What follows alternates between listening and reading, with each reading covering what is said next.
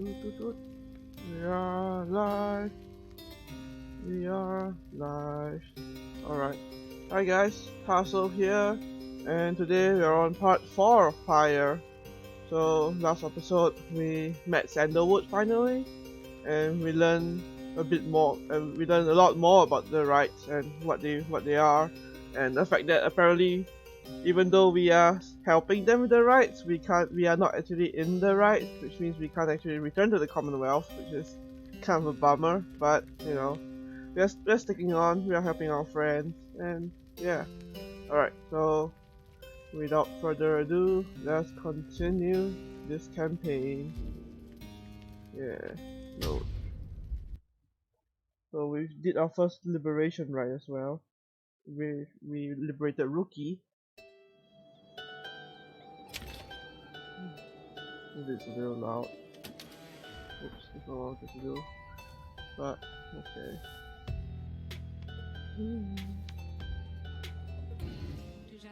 You have returned, have you? What is it you require? Nothing. Take care of yourself then.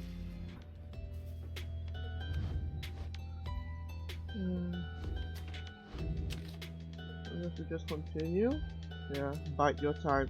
Bide your time. Pull up your companions until the stars align once more. Walker. A bit of headache as well, so hopefully it doesn't interfere too much. Everyone, the amenities.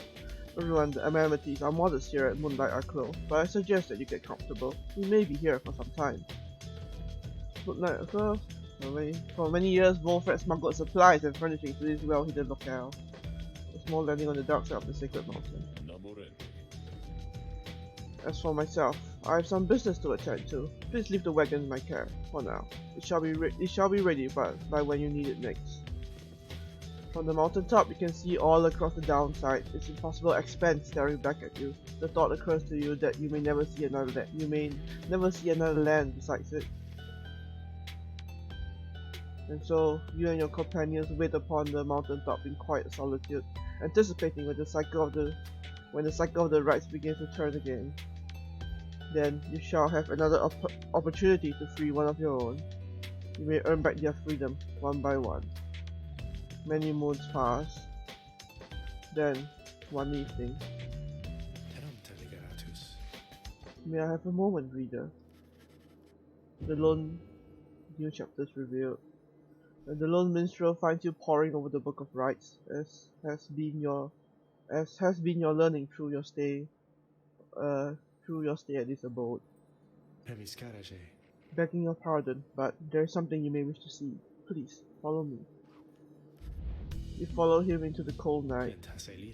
Look forth, reader madam. The stars shine like you have never seen. Once more the path towards salvation is revealed, but now something is different. The stars shine once more. Oh. How the midnight star.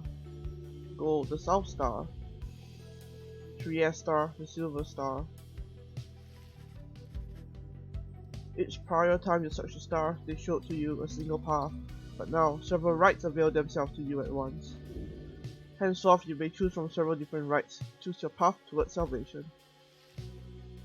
Ooh. The vernal star is faint over the glade of blue. Trieste, silver star. The silver star burns bright over the nest of Trieste. Barker is ready on his way. Interaction with the descendants here. The descendants are led by the current Barker Ashpaws. Your record against them is 1-0.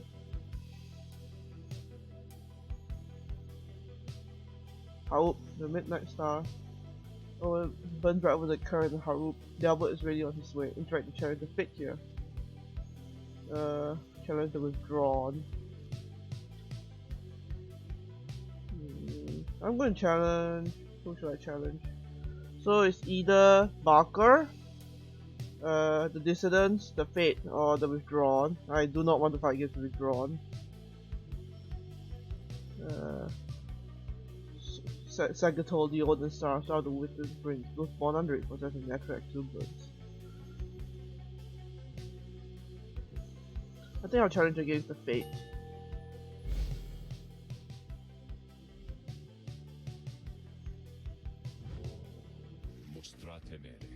The stars urge that we go to the Careen of Hauk, a long way off. Full friend, sir. How are we to reach the Careen of Hauk in due course of time? You know full well, Tariq. Preparations are complete. You think you see the lone minstrel smile, ever faintly, but cannot be sure. Please ask the others to gather their belongings, rest, and then assemble at the wagon there at dawn. We shall be departing at that time. As you will, sir. The cycle begins anew. The cycle begins anew. As the years advance, you'll find there ought to be fewer rites. This time, until once more we have to traverse Scratch Gate. Oh, hey, Johnny.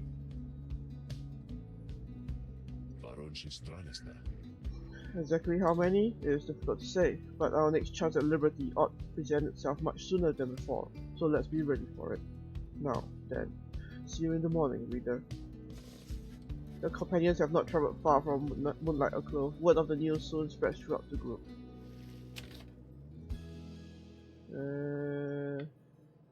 Hey, I'm fine. Hope you're doing well as well, Johnny. I've got a bit of a headache, but I took some meds, so hopefully it shouldn't hinder me too much through this stream. The next morning, Wolfred calls everyone together before the Black Wagon. This old wagon is more than it appears.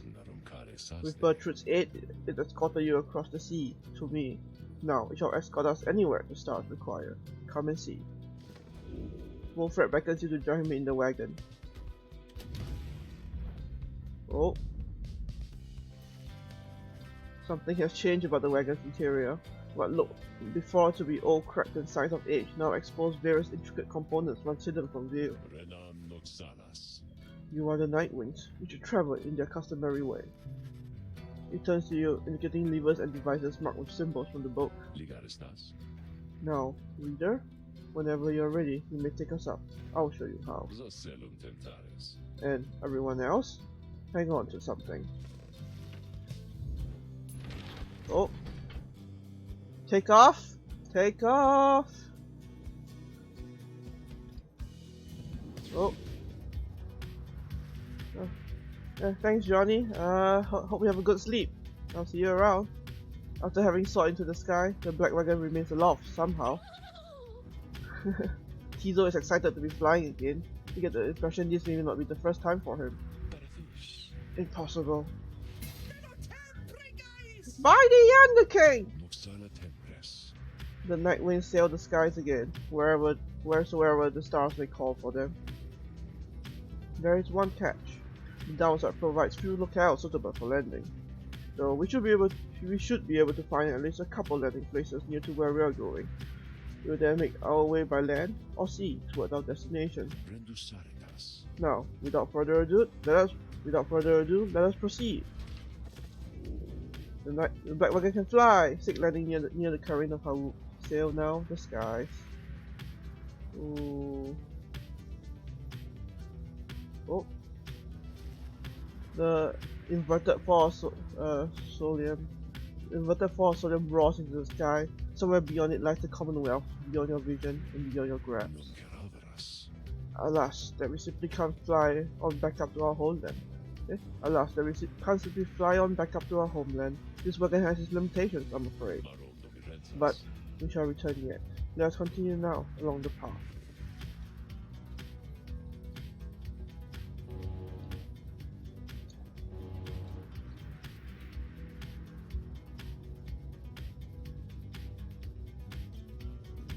Ooh, that's cool. Ooh, boost.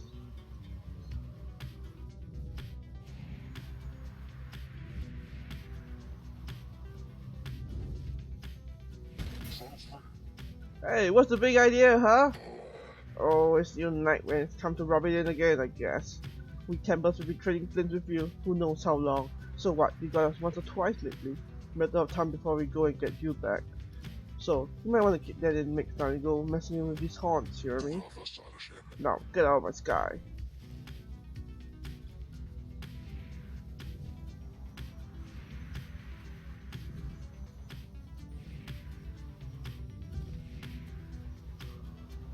It's cool. Just flying around.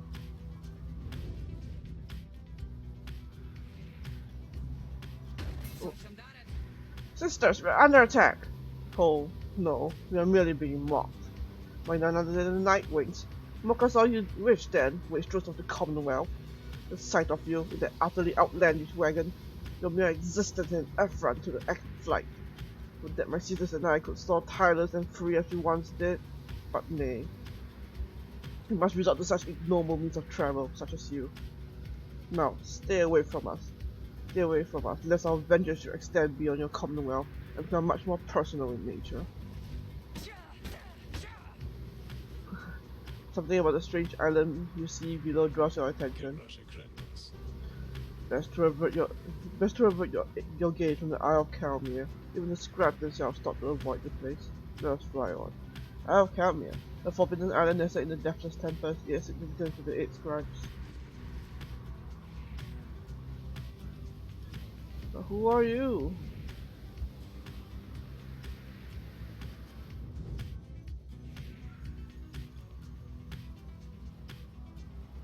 Just having fun flying around now. Woo! It's cool that the transition is cool though, how they just zoom out. As you soar above the waters of Worm Gulf, you notice Sir Gilman sidle up to you, very slowly. We are very, very, very, very high above the waters, if this night is not mistaken. This night's brethren lurk beneath the surface there, in numbers untold! Fortunately, if we were to come crashing to the surface now, then, this night, why, he will receive a watery burial in the custom of his kind! Oh, Gilman.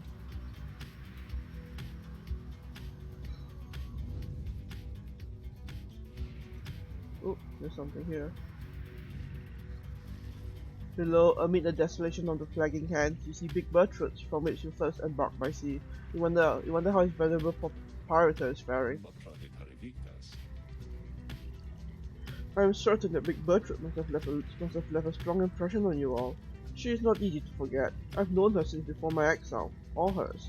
She's been here a long time. I sent my agent to repay her for assisting you, and to send her our regards. Your wagon must have been in need of some repairs.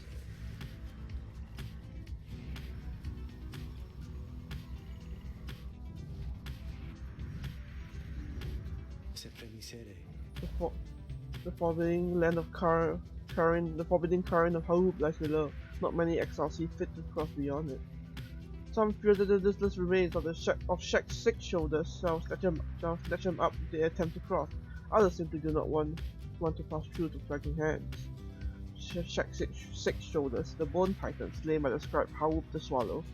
None dare approach the withered fiend whose plague has spread half across the valley.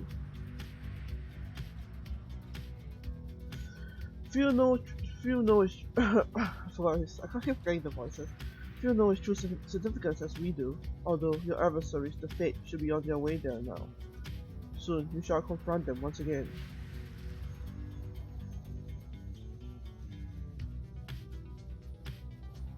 The walkers in the vicinity are doing. Oh, I can land. Hi, Captain Rumia. Kerr Hill. A large mound of moon marking the center of Yoma Valley. The 8 scraps together slew the titans that once terrorized the downside. Fall flat. String of Ymir. Okay, I choose where to land basically. Yeah, have a safe trip home. An arid southern pass toward the ominous carrion of Haub. Catwin expressed an interest in seeing how the walkers in this vicinity are doing. Shunt, a rocky northern path towards the ominous carrion of Haub. Tay seems very interested in visiting the mud baths along this route. That's land and lick sand. You touch down in the heart of Yoma Valley, where you first face the Fate and their dissidents. You briefly wonder where they might be and how they fare. You join your companions for a routine inspection of the wagon following its flight. Having confirmed the wagon's wheels withstood the shifting temperature and still appeared to be in reasonable shape. The Dario managed to calm some of the drive-ins prone to dizziness or frenzy at high altitudes. Other than that, everything checks out, and the rest of the crew got through the flight without complaint. You now have a little time before having to set forth by land. The Beyond the Crystal 6K. Working whips. The whips inside provide a scarce rate of light when it is needed, or for a low monthly fee. Keep safe with black faces. This is something on its mind. What do you have in your mind? Sir Gilman is shivering there after the Black Wagon's maiden voyage through the skies. Master Reader, this knight is very slightly out. It's very slightly out of sorts, that's all. He merely appears terrified, but he assures you that his seeming cowardice is by an optical illusion. In this case, Hermita overhears and joins you. Flying's not for everyone, Sir Knight. This knight heartily concurs, though how anyone at all can stand it, he has yet to understand. Well, let's see. What's it like to swim in the waters of Sea Dominion? Ah, those glorious murky waters! Engulfing hideous warfare, to be sure, but otherwise a joy to cut across, to feel the coolness of the waves beneath one's gill slits, and the like. Though this knight is now accustomed to his life above the surface. Flying just the same, Sir Knight. It resists those of us not born to it. I, in turn, have wondered what your seas are like, but the thought of swimming fills me with disgust. Though I haven't had to swim, and you now have to fly. That's very brave of you, and you handle it better than some harp fledglings I've met in my day. You'll get used to it. She departs, but you sense Sir Gilman is feeling better after the exchange. Just gain one hope. Wish him well.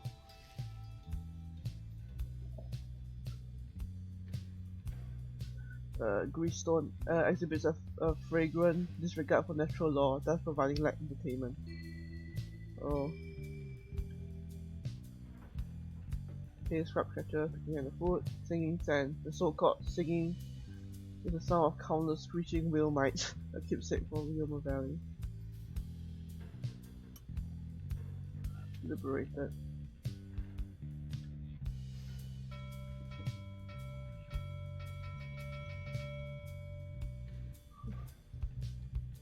Let's read the book. There's a lot of new stuff. Living in exile, in the words of Yoma Merrymain, the Alpha Chief.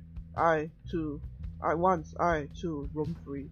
I remember well those days in which I was called Chief. I travelled all the world over my 4 good paws, and I was well adored. I wanted to grow stronger. Here, at last, I have. I shall not mince my words. This place shall either harden you or kill you. It shall haunt you with old memories. You share the exile's plight. My charge is to alleviate the sting of it for you a little bit, and to prolong your stay, but only for as long as needed. The charge is to return. We call this place a downside for a reason, but in time, here you can learn to eat, to seek out shelter, and to find a certain beauty in unlikely places.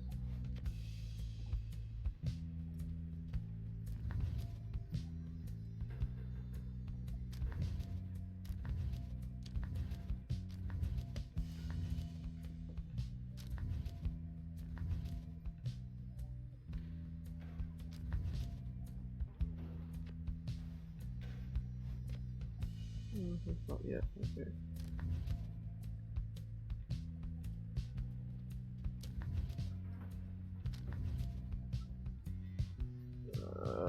Forsaken Land. Forsaken Land, in the words of Molten Milky, the Wild Witch. Years upon long years we spent distilling life essence from many things, which all once were rife under the auspices of their mortality, which we ourselves cut short. In this we have no regrets, for we learn much, and so we think that day. We earned the title Witch and were forced to flee to the downside. Here we encountered Solier Myrrh, and soon we gained an understanding of each other.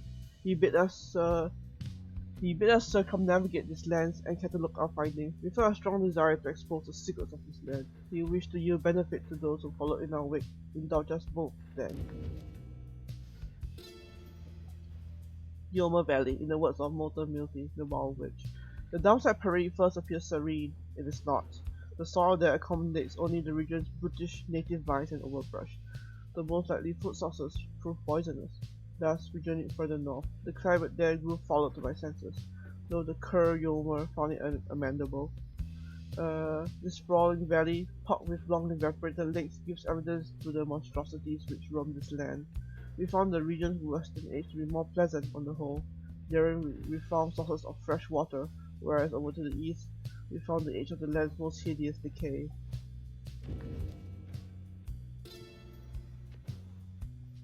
Mount Eliodale, in the words of Motomildi, the Wild Witch. Gaining the summit of the sacred Mount Eliodale involved no small amount of sacrifice and sorcery, in varying proportion. The mountain's energies were palpable, the sensation we felt indescribable. The lands we stood upon were closer to the stars than to the world we knew. It was upon this highest point in all the downside that we first made efforts to concoct this tomb, which you now read. It was there that we were stricken with a vision of the cycle of the rites, and felt, together, for the first, a sense of freedom unlike any we experienced before. But there is a subject which our comrade shall illuminate in greater detail. Hi, Jared.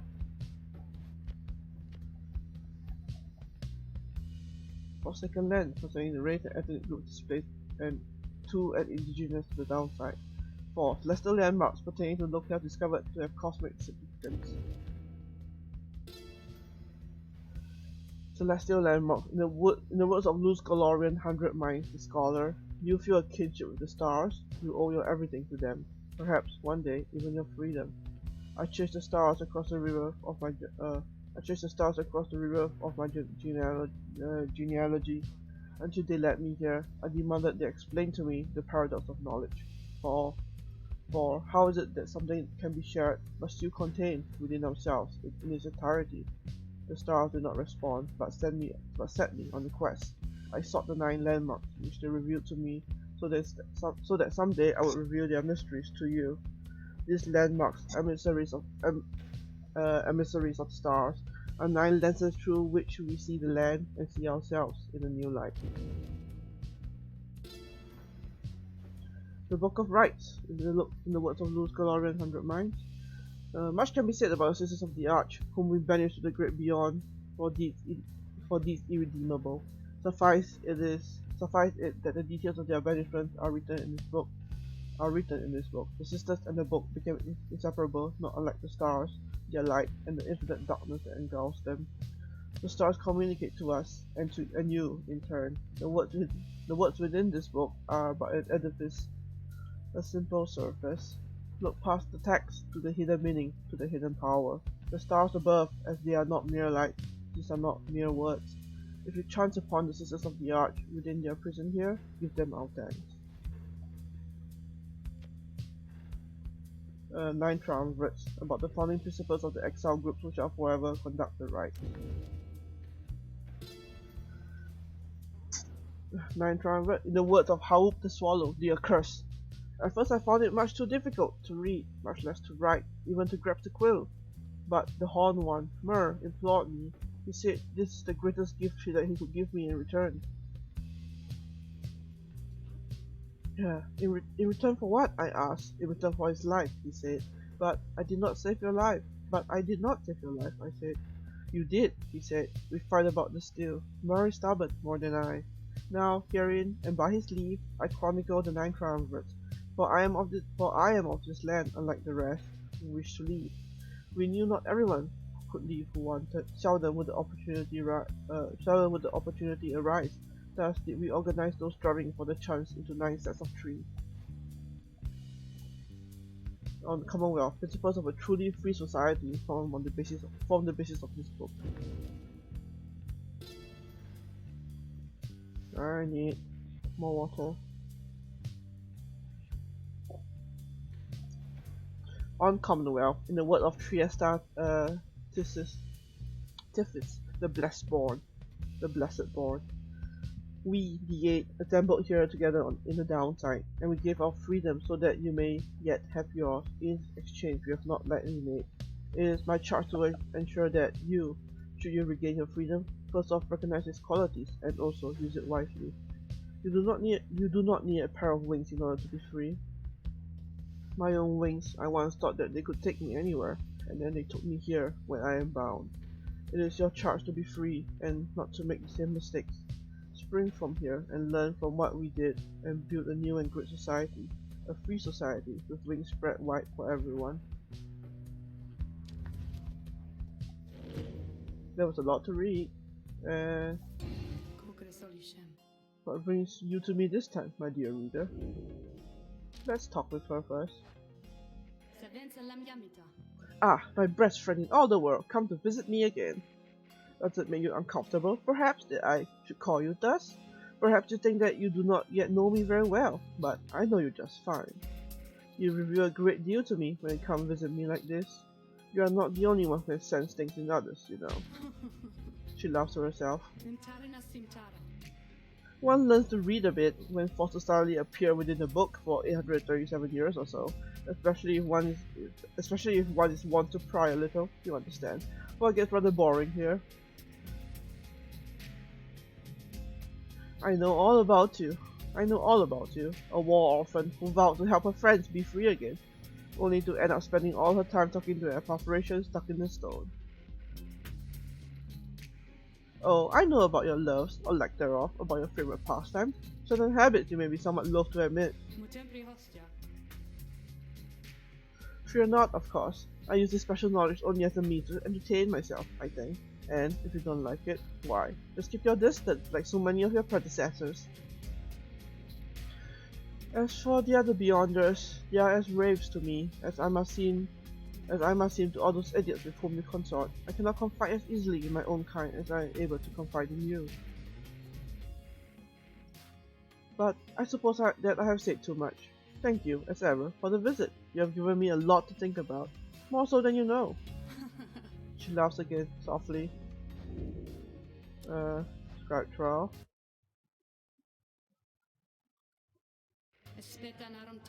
Oh, that was a weird hang. Just name the victim, and I shall be more than pleased to make him or her suffer for a bit.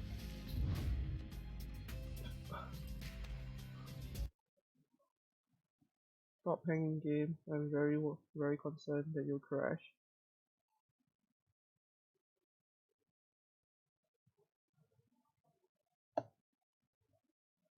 Oh no.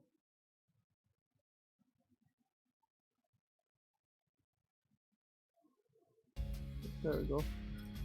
Stop scaring me. Yeah, I'll get this. After grasping the orb, the bearer instantly recovers all stamina. For this? Yeah. You ask Sandra to administer one of her special trials for Tay. I must admit, I do sense something from that one. I once had a wild heart myself. Quite like her own. We shall see if there is more to her than that. Let us bring her forth. Soon, Tay arrives in heat of the summons. The scribes! I think that if I listen carefully, that I can hear them calling out to me?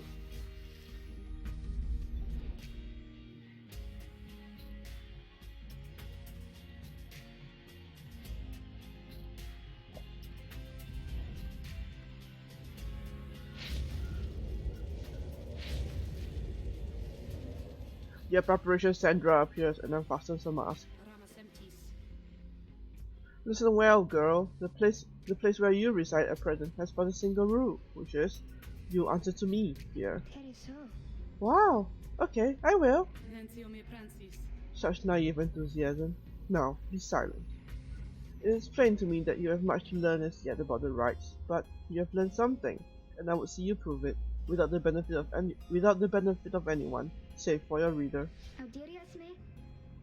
Okay. Are you out there to help me with this, miss?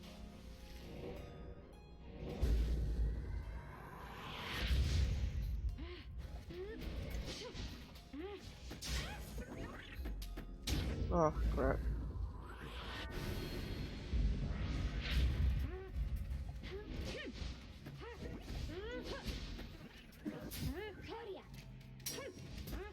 Oh crap. Oh boy. Not going to end well.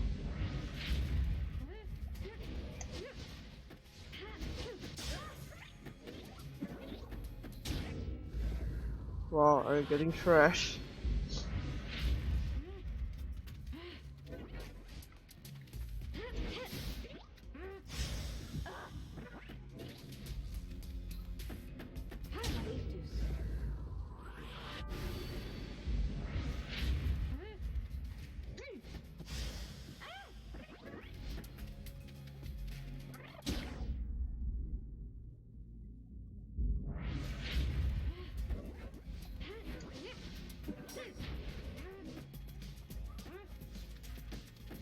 Oh, crap.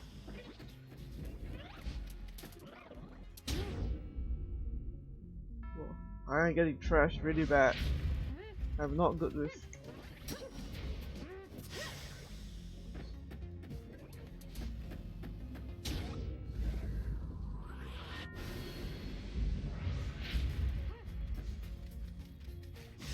Ah.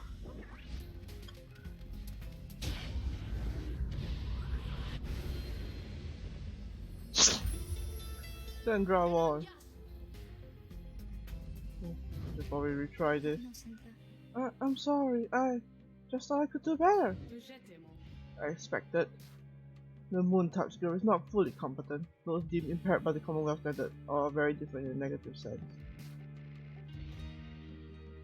I would tell you not to waste my time, girl, but the truth is that my time is there for you to waste. Do inform me when reality catches up with your expectations. You wish to reattempt? Yes, you can do better. You truly think that the savage can achieve something? We shall find out, I think.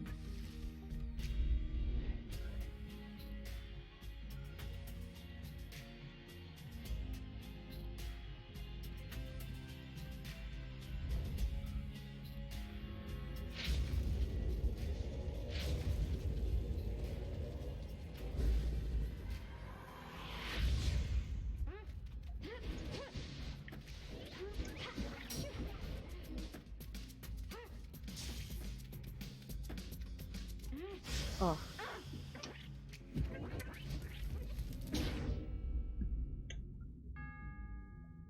I don't remember this being so hard.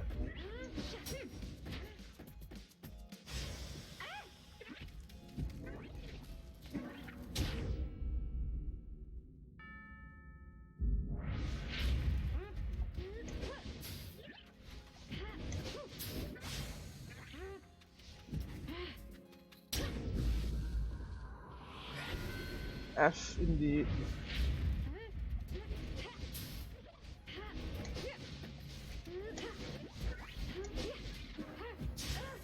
Ah, crap.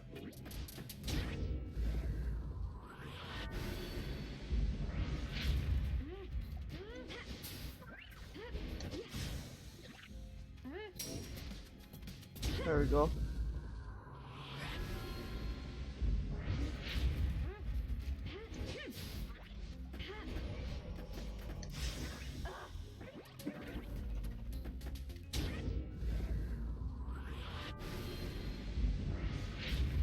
Do one more time.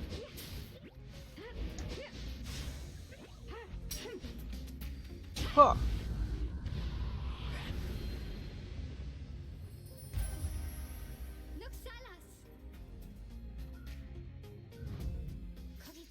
Okay. How did I do? How did I do? That's true access at them like Ridley. Oh boy. I must admit they did better than I had expected, girl. You have passed this trial of yours. Some congratulations are in order to you and to your lovely reader. Now, farewell. Run I don't know. If it was possible, I might play run the other stories, but it's a really big time commitment that I can't afford right now. Yeah, I imagine all of that, miss? Because I hope I did it. Wow, what is that you have there? You receive Calmness Anklet for completing Kai's trial. Rank 20. After Tay casts an aura, it can bounce off objects and solid surfaces. The royal traitors hollow band and threat the sisters of the arch to carry out their mission. Accept the reward.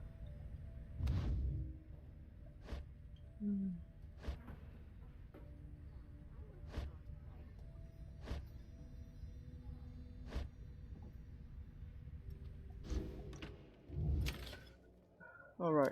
Explore Lake Sand. The wild curse here tend to keep to themselves, so you should be able to have a look around. You take some of the afternoon to survey the area with headwind. You observe many curs off in the distance, half driven, half wild from the heat. Good thing old Rookie didn't end up like them. There's nothing you can do for the creatures. The sight of them makes you all too eager to return to the wagon and immerse yourself in your vocation.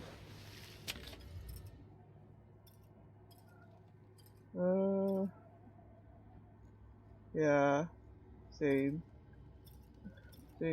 Jared. Let's continue foraging for resources. Foothills or Dunecrest. Treasures of celestial residue. Windswept stardust left to collect at the base of foothills. You sense something. Falcon Rom values here. Various long lost items should be found amidst the cracks and crevices. Rafter fungus. Items can be sold at the stock market. Continue. Karin of Haub. You have to conduct the rites here soon against Albert and the Faith.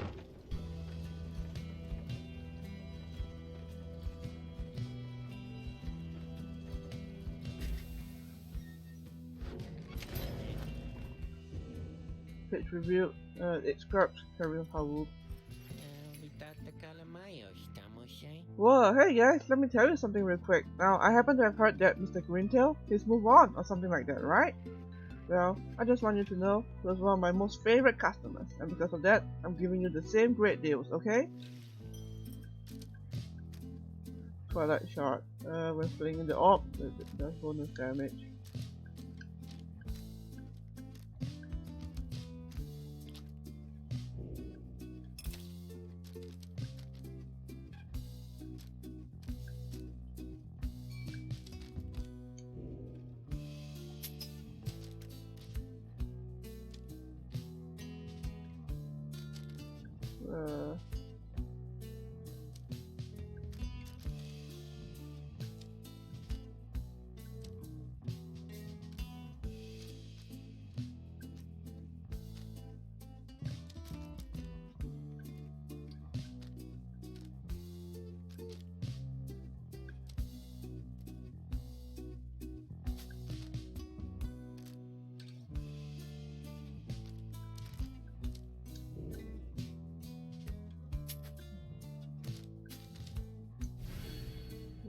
This.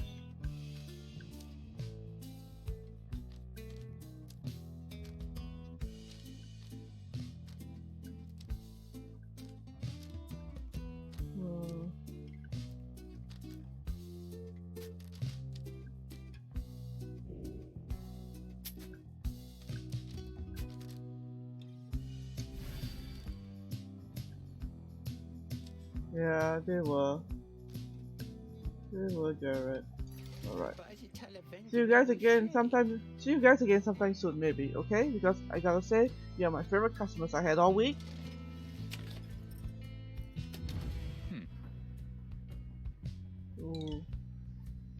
Ooh, that we could all become musical instruments are our bones turned to dust. That keeps it from Yoma Valley. Exile bones. That's cool. There's Headwind. You find Headwind rather lost in thought about something. Looks over you as you approach.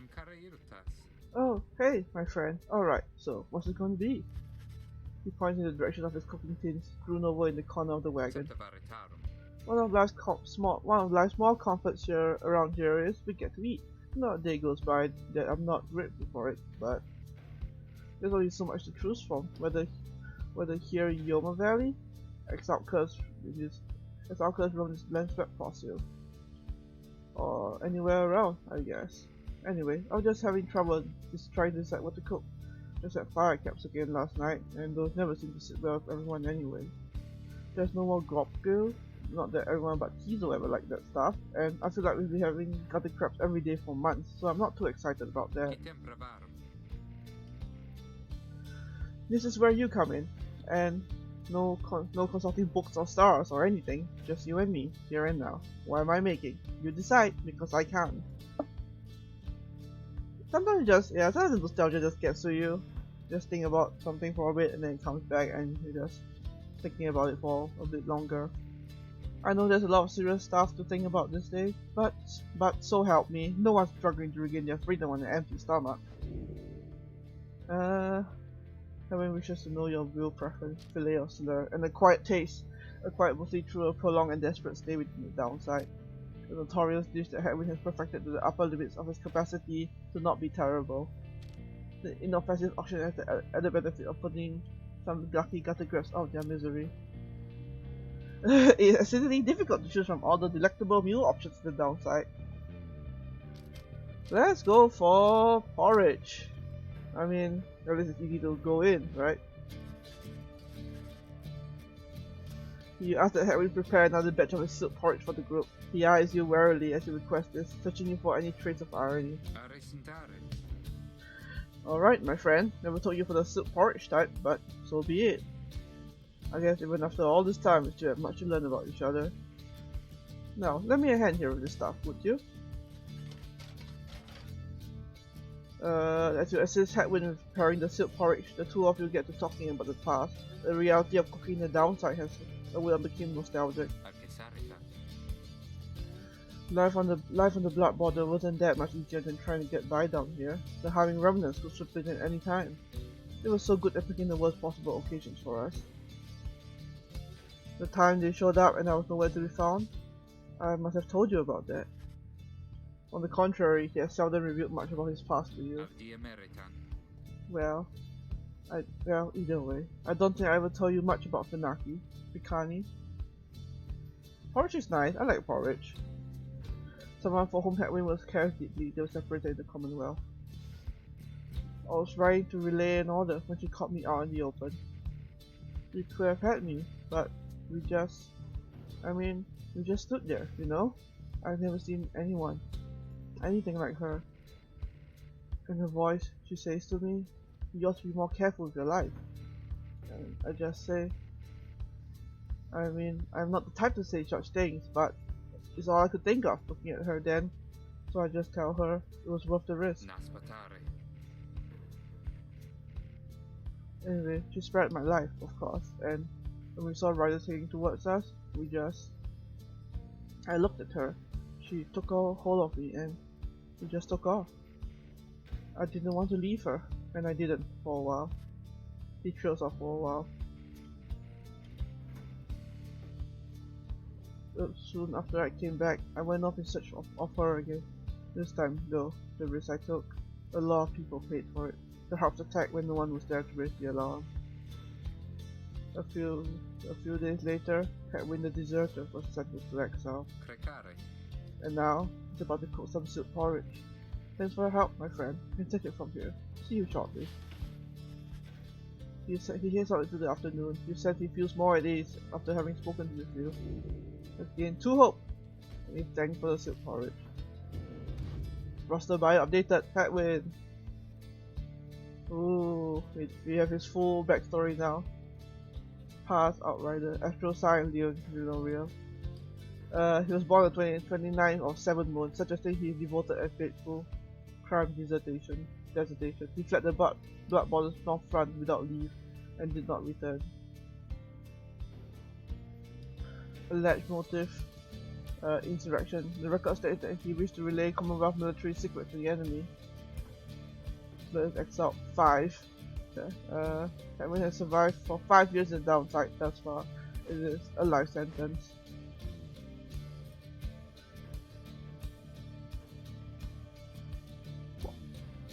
While serving on the blood border, by chance he had a run-in with a lone enemy harp. They each felt a powerful connection and escaped together rather than fight each other to the death, as would have been expected. He lost contact with her after their encounter and left his post in search of her, but he was caught and was exiled. In the downside, he found Dario, who looked after him when he was a child. In time, he caught wind of an unbelievable rumor and first heard the name of Sandalwood.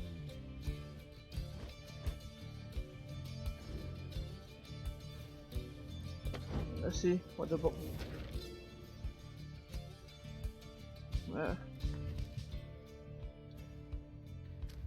Oh, it's scrapped. We found each of the others in due time, by fate, not by coincidence. The wise blue Scalorian stood among the trees, gazing at the stars, expecting us.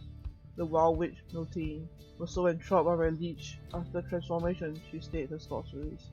The blessed born Triesta swooped down upon us, but to warn of imminent attack. The many named Yoma thus intervened and shared us his humor and his hunt. Even the Under King Oris himself sought out an audience with us. Thus, we became the Eight and journeyed on together.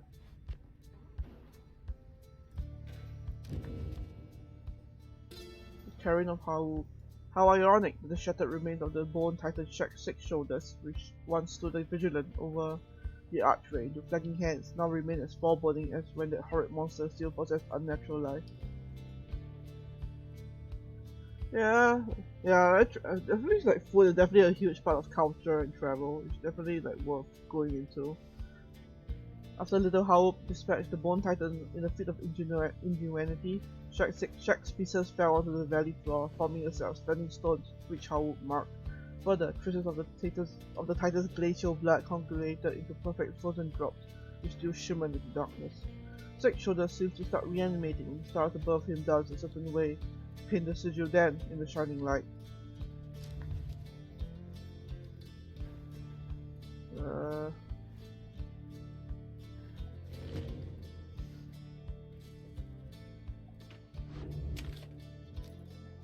Alright, let's commence the rite.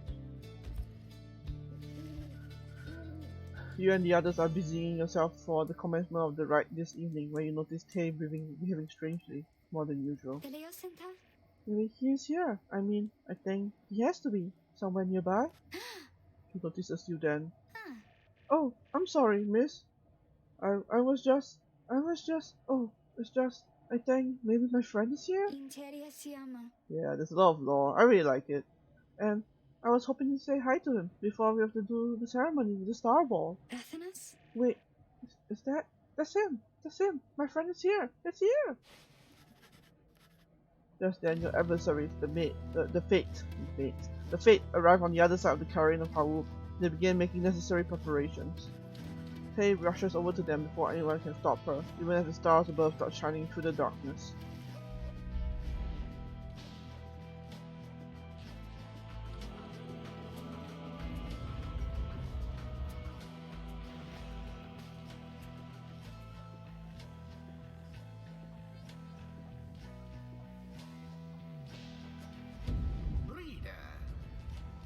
Persevering, aren't we?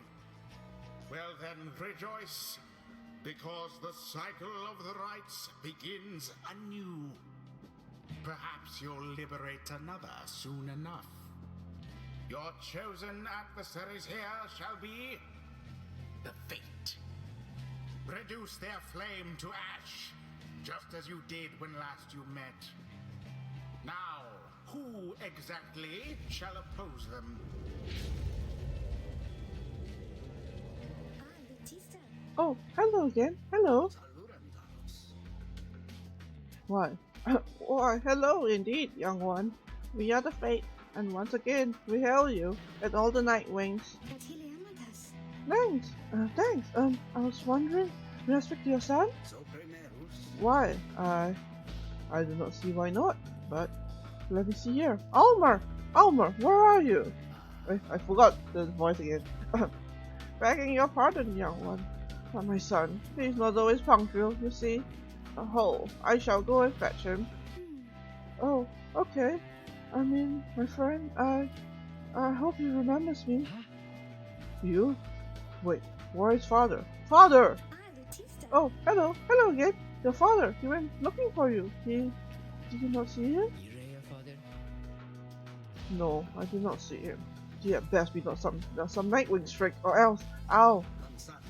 Ah, there you are, Almer. I'll call your adversary, which is to salute you, I believe. Oh, that's right.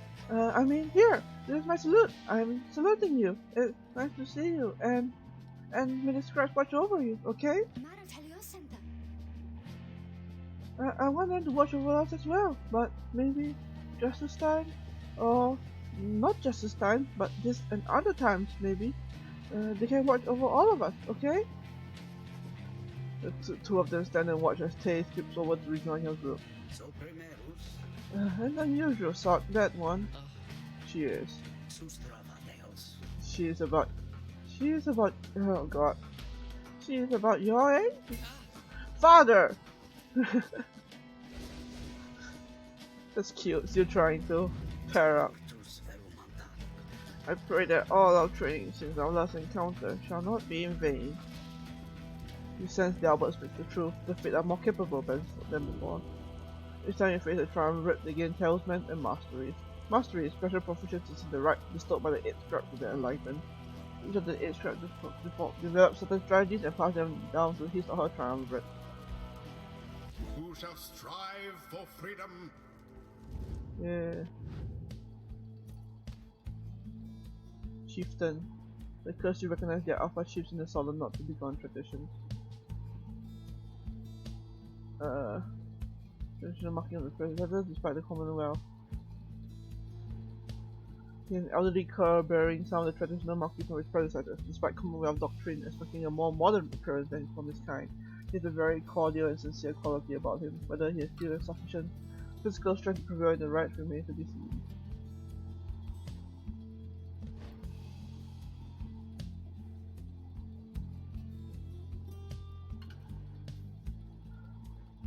Aid to the Albert.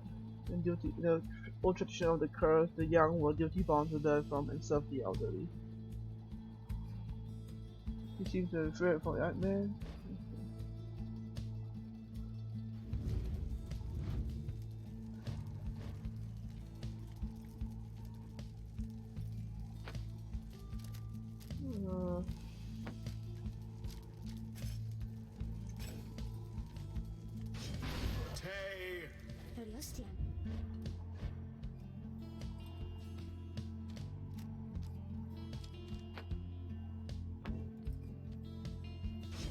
Tizo.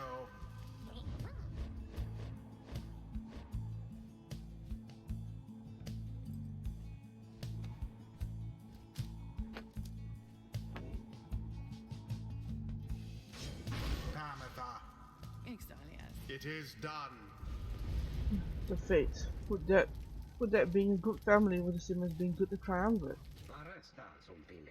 See yourself, Almer. Are you prepared to face our adversaries again? Always, father. Let us prevail, here and now. Let us do so indeed, my son. I can't do an old man voice. Okay, got the room here. Now begin. Red-handed.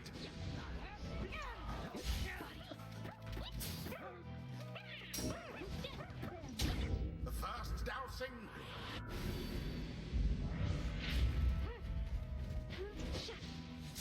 Oh. Righteous fire.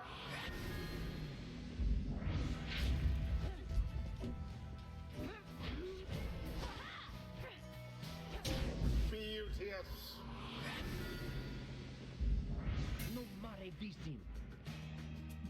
What are you?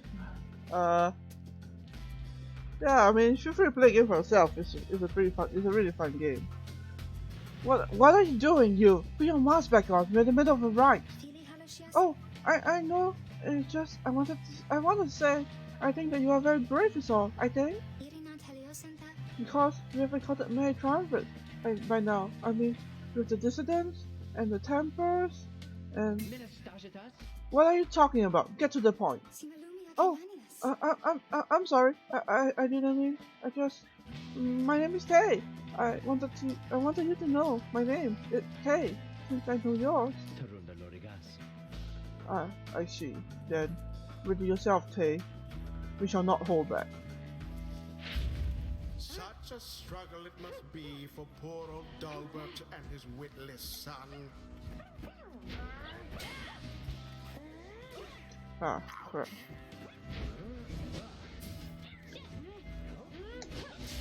The orb is loose. Banishment Oh. for all.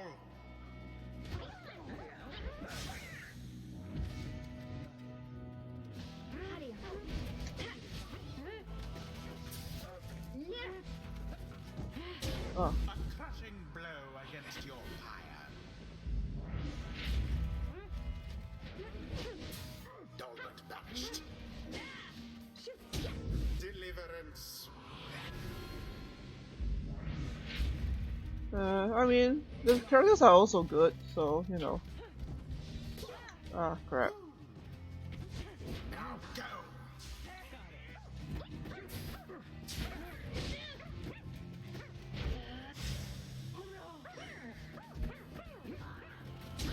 Tizo doused their pyre. No more than a lick of flame remains.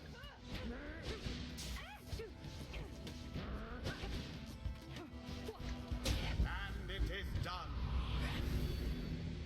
The Nightwings prevail again.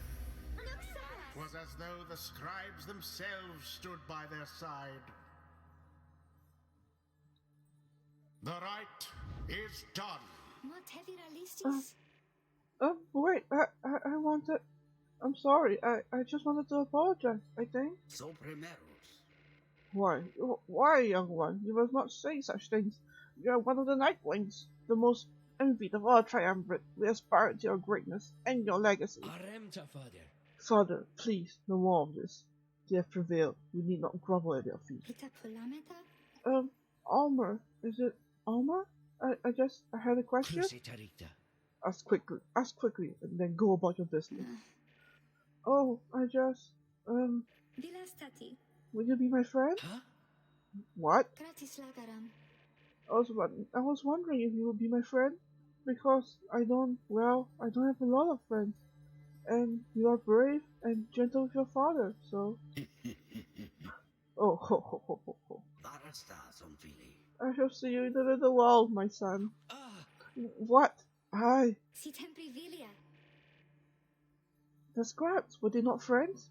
I choose to think they brought us here to be closer together, not to be apart. Yeah, the gameplay is pretty fun. Bask now in the wisdom of the scribes.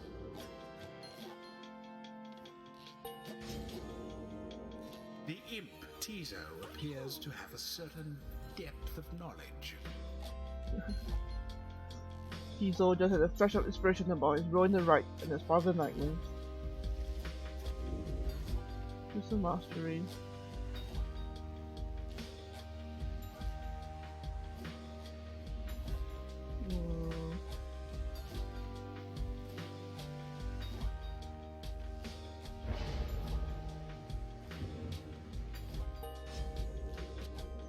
The exiled perhaps can learn the errors of her kind. Well, Tamita, soon I'll be catching up with you at this, whether or not you like it. Wings of the Matriarch, Rites Masteries enhancing her hop's swiftness and mobility. When Trieste Artists led her people to the mountains, they began to train themselves in the new ways to survive. Ways of the Highwing, Rites Masteries enhancing her hop's aggressive capabilities. The Highwing were nearly destroyed after Saint Trieste left them. Those who remained grew strong. When flying, moves faster than usual. Can use a dash ability.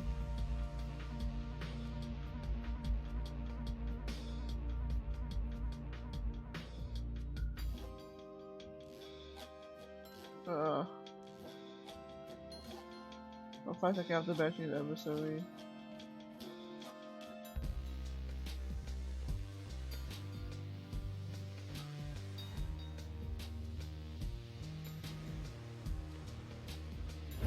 The holy power of the eldest matriarch. Until the next rite.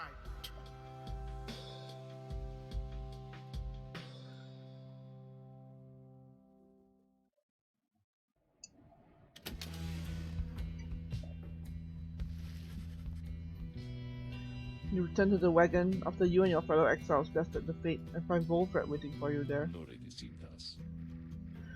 Well done back there, my girl. You are serving your companions well. Now, then, I have something that I wish to share with you, if you have a moment. We have discussed the plan. Oh, yeah. We have discussed of the plan of which we are all a part. I have a means of measuring our progress towards the goal of it. I'd like for you to have a look at it. First, let's determine where the Rites may take us next. Look forth. I expect you shall again see several shining stars, where once you saw but one. The stars beckon. Gold, Milty, Auras. Several shining stars, a trick of the eye or the will of the scribes, who can say? I, too, once gained this newfound vision many years ago, following my first liberation rite, and I believe only we of the Nightwings have this gift. I realized that in choosing whom the Nightwings confront in its right, we, in turn, influence which triumvirate we face when the time comes for someone to be set free. The object I invite you to use contains further detail. Henceforth, you may use Wolfred's planner to see our current progress. Wolfred's planner, an object that shows the relative standings between the 9 triumvirates and the Rites. Whichever triumvirate carries the most favor shall confront the Nightwings for a chance at freedom. Welcome back, Jared. Alright, there we go. Using Wolfred's planner, you may assess your progress towards your ultimate goal, as well as check the current standings of your adversary. Wolfred shall keep this information up to date for the remainder of your quest. You may look over it now or anytime in the Black Wagon or while searching for the stars.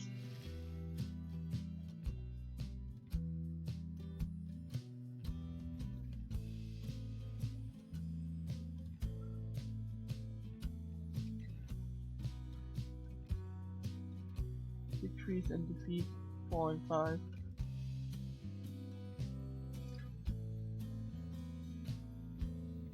Highest favor. More favor is gained and lost against the triumvirate, against the Nightwing than any other triumvirate. The Nightwing shall always be favored in the eyes of its scribes.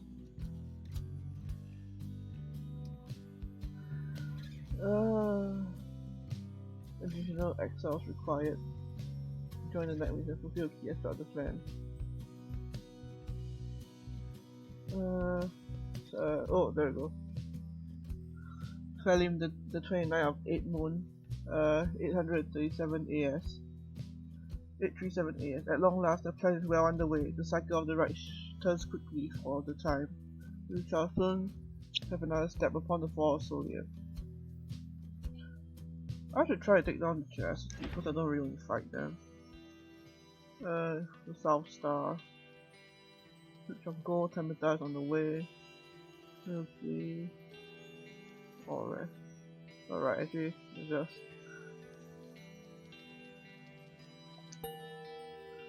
go get the harps.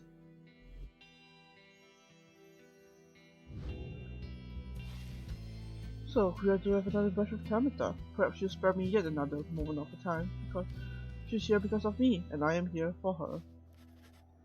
Tamita then tells you more of your next adversary, her own blood sister. Tamita Tin, a half of the hiring remnants, raised from birth to exile in outwitting and maneuvering her enemies, she seems driven by a hatred for the Commonwealth.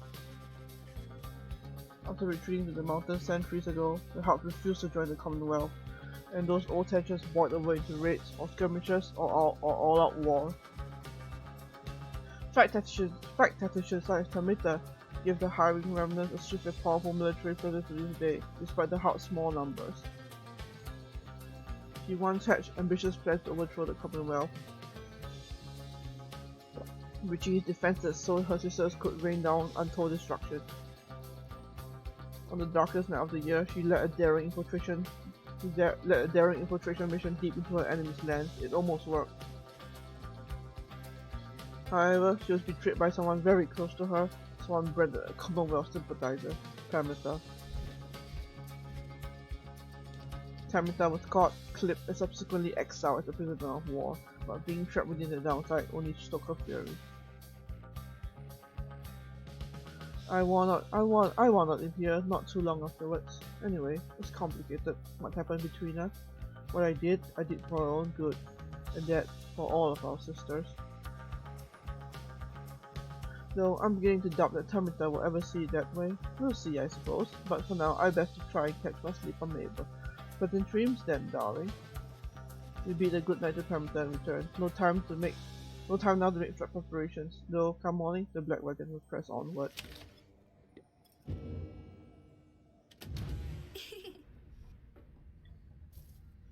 Full threats planner, full threats status taking stock.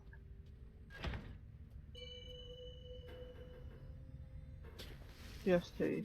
Tay seems very happy about something and has been chanting softly to herself. On closer inspection, however, she seems to be engaged in conversation with the wagon wall. And so, after the ride, he said to me, farewell. Can you believe it, little brother? He said that, and then he left.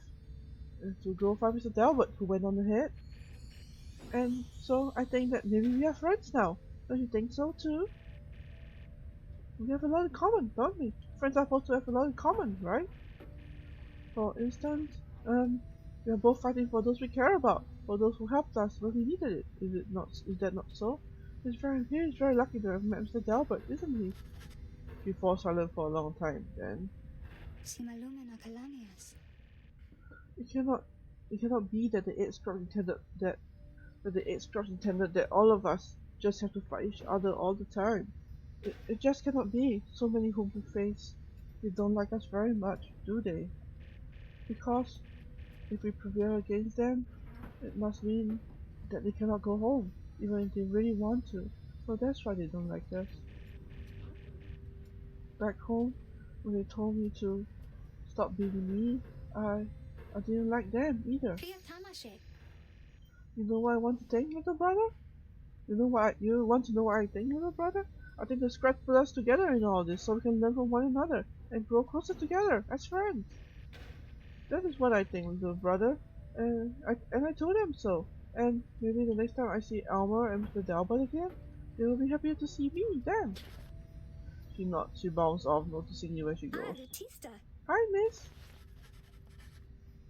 You sense some burden has been lifted from her, and her knowledge of the rites, however informal they may be, has crystallized into a deeper understanding.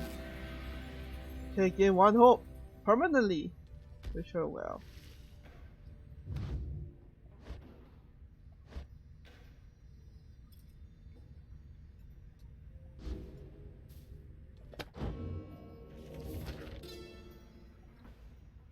The fate, in the words of Howard Swallow, the accursed. The fate united under Merry Min, the Alpha Chief. He is brash, but follows his traditions. He prizes faith, discipline, and honor.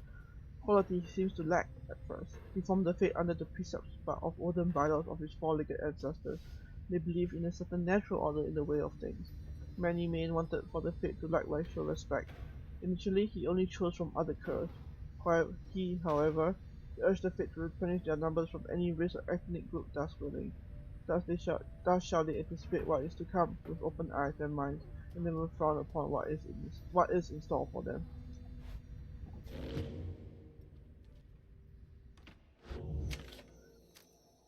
Alright, let's continue.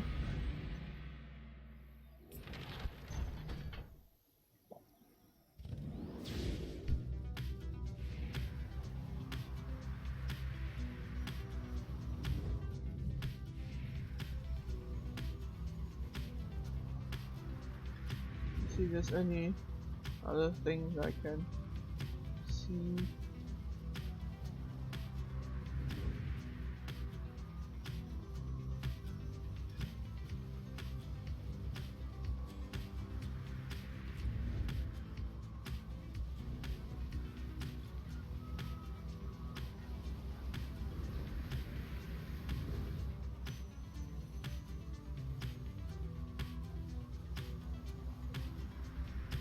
I don't think there is. Alright.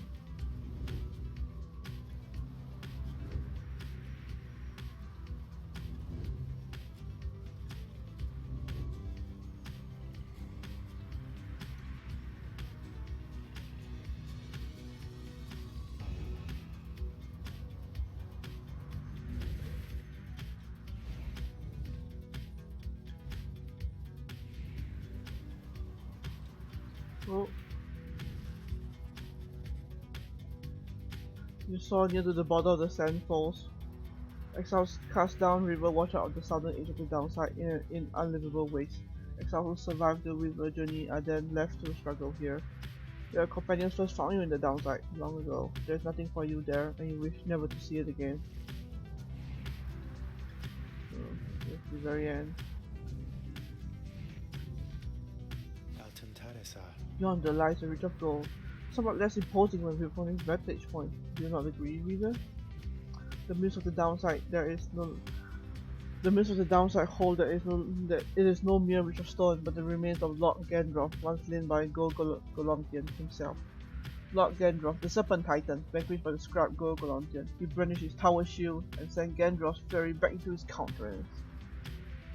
Golomtian, the second of the 8 scribes of the Book of Rites, known as the Oath-Taker or the Repentant, the Empire's Master General, entered exile of his own volition to pursue his liege. Though perhaps such tales are of little import now, when you stand to confront the essence there in just a short while.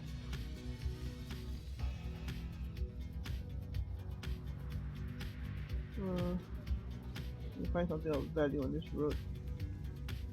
The expedient pathway. Let's land here. You make a successful landing in the downside Pyre, near the southern edge of the downside. Memories of having first met Headwind to Dario and Rookie come flooding back. You now have some time in the vicinity before continuing onward towards the reach of gold by land. The Beyond the Crystal 6 teaser.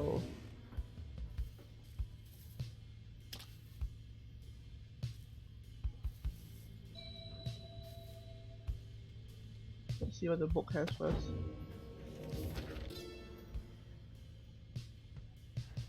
Downside Pyre. The downside is connected to our realm via a single artery, the river named for our prestigious step colleague. Luz Galorian. That river gushes into seeming nothingness. That seeming nothingness turns out, of course, to be the downside. It existed, undermined thousands of years of thought about the composition of our world. The downside southern edge we call the Sandfall. It is a desecrated wasteland, speaking well to this land's lack of hospitality. Here, the strength of many who survived the river journey finally fails. If only they could clamber further north, where lies the verdant downside Pyre, a better place to perish, to be sure.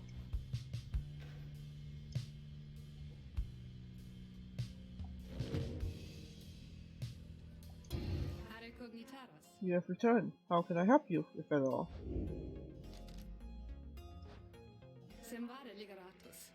You know, my lovely reader, I must admit that I did not expect your little followers to be quite so receptive to instruction as thus far they have proved. I know not whether they owe it all to you, or have somewhat more to them than I was first inclined to think. In any case, however, I am pleased that they are not entirely disgraceful. I like to keep my expectations well in check, seeing as I have been thus expelled until the end of time. So it is pleasant when those expectations are exceeded every now and then. Although I cannot quite recall when last that was. What the best part of all of this are these brief times in which you visit me in my domain. I know you cannot for long. This damn crystal in which I am enthralled shall see to that. Though, as you have perhaps surmised, whenever it decides that one of your little friends is worthwhile enough, why, I can then offer them a trial, and likewise I can offer you a chat. Sometimes I think as you achieve those trials of mine, perhaps it does something to trim the leg of my internal banishment.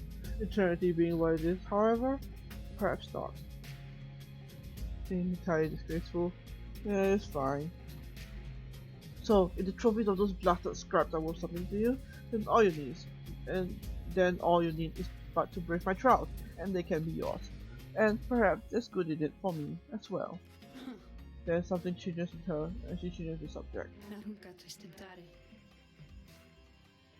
I've likely said too much. I'm not to influence you in your use of Beyond the Crystal. It is not there to be tampered with by anyone, including me. Forget what I said. You need but ask, my reader, and you need but indicate who is to be my student.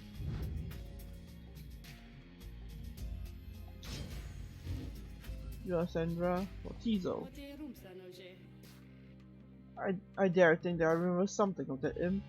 He suddenly stood out from all his ilk, although that really is not saying much. Well, let us bring him forth. Tizo soon appears and he does a summon. Tizo seems to be prepared for whatever lies ahead.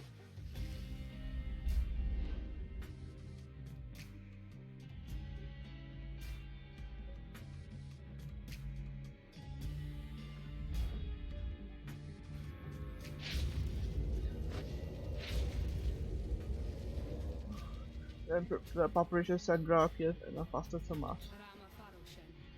Listen well, imp. You answer to me here.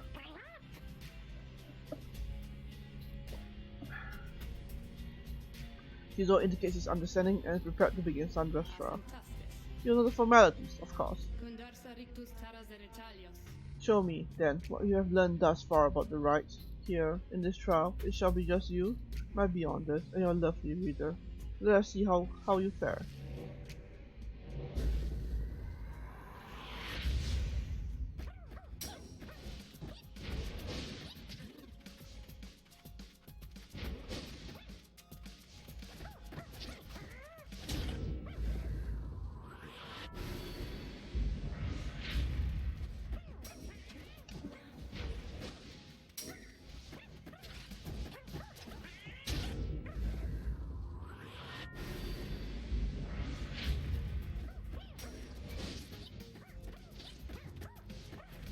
Ah, crap.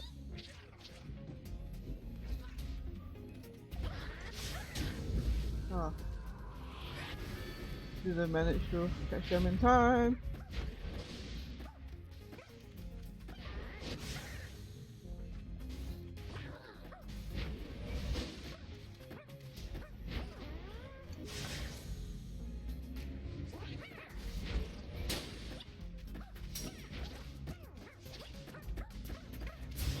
Ah, crap. Ah.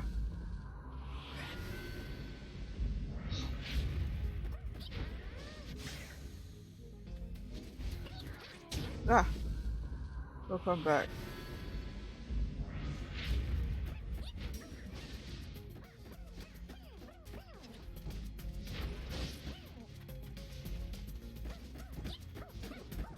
Huh. Last one.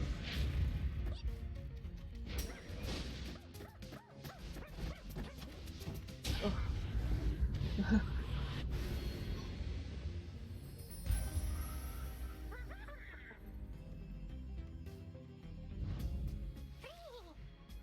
Yeah, you did it, Tizo. Tizo is excited to have completed Sandra's challenge and awaits her approval. A worthwhile effort, Im. Your performance was sufficient and you passed my test.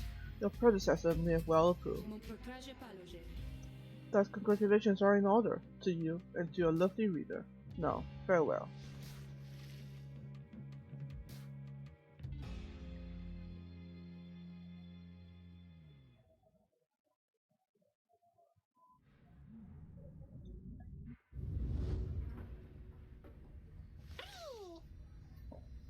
Tizo is happy to be back and wonder what it is that Sandra has granted you.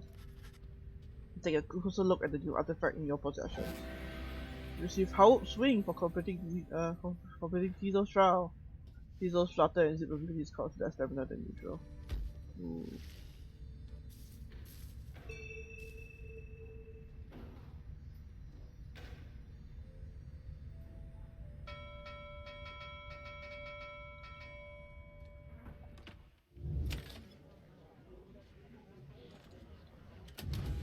Let's see how everyone is doing. Reading the book. Scanning something. Scouting the premises. Perch up on the roof.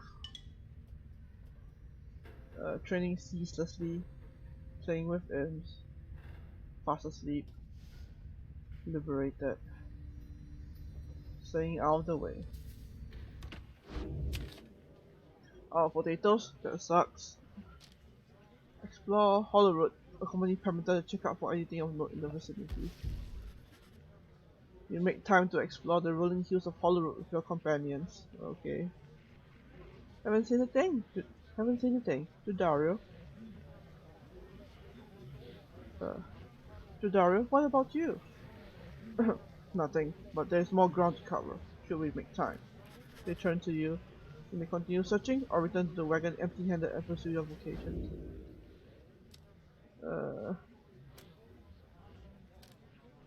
Sure, let's keep searching. You spend more time exploring unchecked nooks and corners of the area. It is an exhaustive process, but eventually your search yields something you can use. Search use. You replace Sean Crystal. Better than nothing. Huh? Oh, Tay, what else? Tay seems to be talking to the Black Wagon's walls again, though this time something seems to have come over her. Little brother, what is wrong with me? What is wrong with me? What is wrong with me? You are unsure whether to check in with her or leave her be.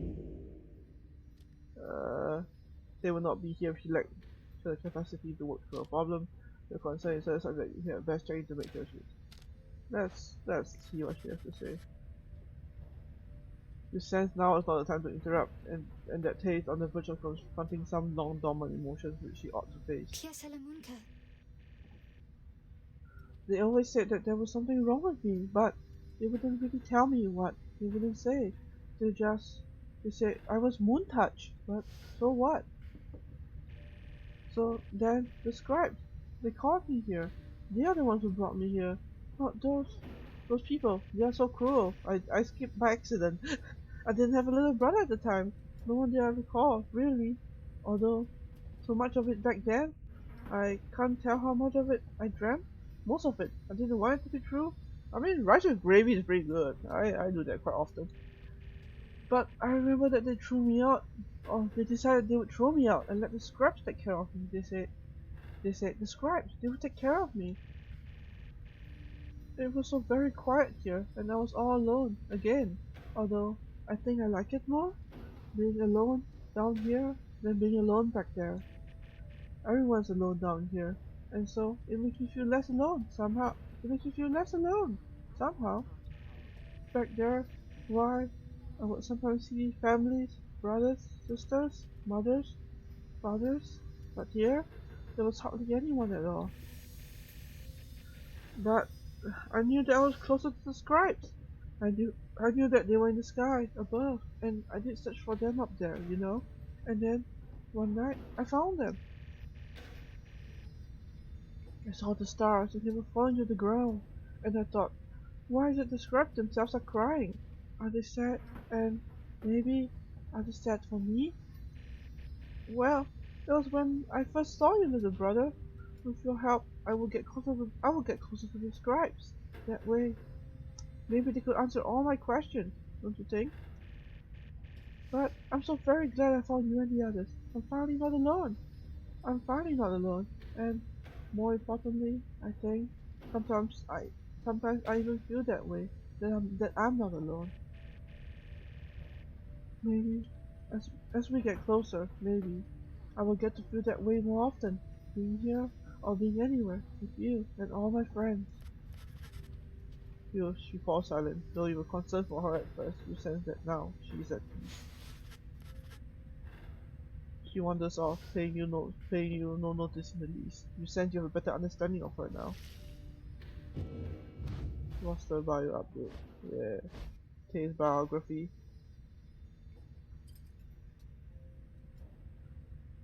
He was born the 11th moon. Tragedy she's driven and fixated. Crime, vagrancy. She failed to meet the shift for vagrancy. She failed to meet basic cognitive standards and had no place of family in the Commonwealth. The record states she demonstrated a thorough lack of understanding of her wrongdoing. Survived 2 years. She was a special child, left abandoned, and despite her seemingly simple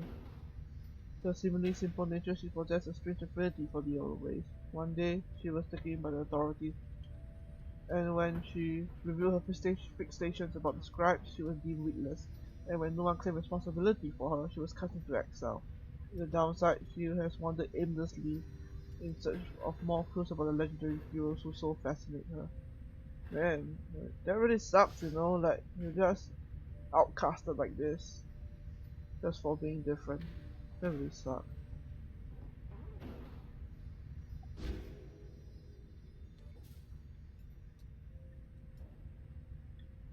Heaven's Wing, the black wagon is flight capable, though by which you do not fully grasp as of yet.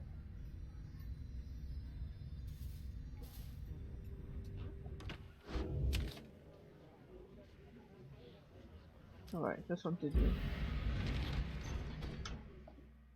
The Reach of Gold. You're to conduct rites here soon against the Meta and the Tameta and the Essence. I need a lot of water. I need water, I'm very thirsty.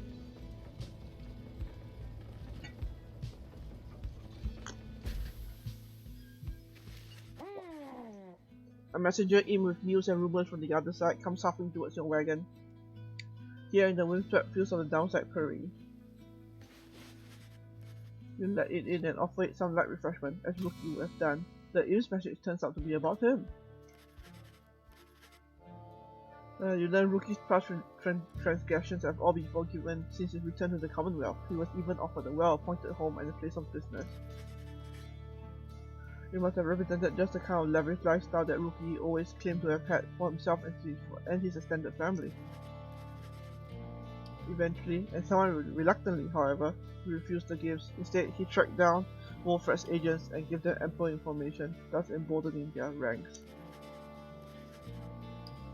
The last bit of the message sounds as though it was transcribed word from word or from something Rookie said. It simply reads, the rest of you had better get back here soon, or else! You take the messenger in for the report. Soon hears all your companions talking. Ah, the noble Rookie! He sets a shining example unto us all. Don't you think he must be sad to have turned down the house? I hope he isn't sad. Hard to believe he would have turned down living in that kind of luxury. Though maybe he got used to it out here. Harry Cree! Tizo is happy to learn that Rookie joined the revolution in the Commonwealth. The days aren't quite so bright without him, though it sounds like he's doing well out there. It seems that Grintail had himself a conscience after all. The news of Rookie's liberation fills you and your fellow exiles with newfound resolve. The messenger Im, accepts some scraps to eat from you and rushes off. Your companions gain one hope. Wish Rookie luck.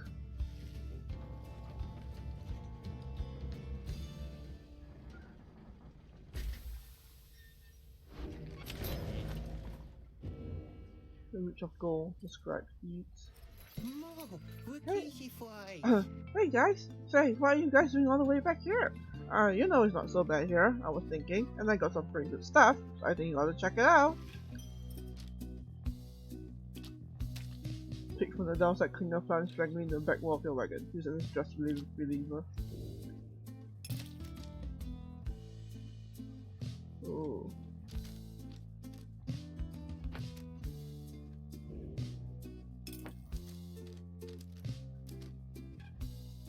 I mean, I can't really use this anymore. I don't really want to use it either.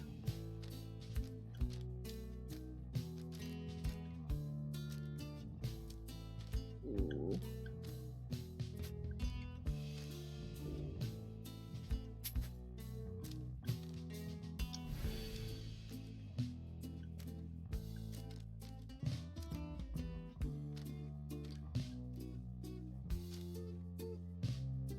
$11.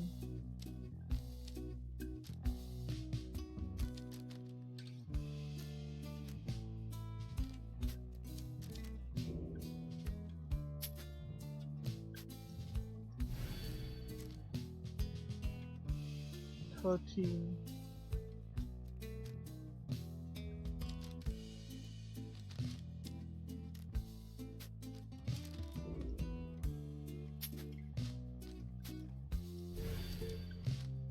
That's going to be really powerful. Anyway. Must be our lucky day here. Oh, I don't know what that.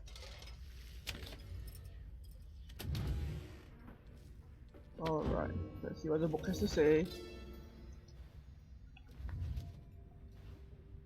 Okay, Yes, yeah. I wish to be remembered not for boastfulness. Thus, I refrain from dealing our exploits. Thus, I refrain from detailing our exploits across the land, save to say that they were numerous. Know that only through our combined strength of arms and weight did we withstand this savage land. Such were the monstrous dangers that it posed. I came to see that I came to see that all the terrors which I had heard at bedside in my youth were based entirely in fact. So great they were, they blotted out the sky. Such was the evil that we vanquished, that the remains of it yet shine under the stars, and in the end, it was the stars which guided us towards our truest calling.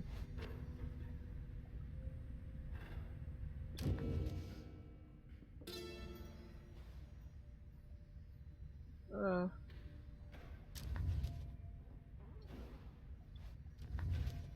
Downside troubles. You cannot survive the downside if you cannot get around.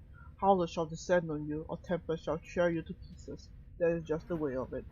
Traveling through the environs, that's a new word. Traveling through the environs is no simple feat. Consider yourself blessed if you were born a cur. If not, however, you shall have to find a means to cross these lands without the benefit of four strong paws.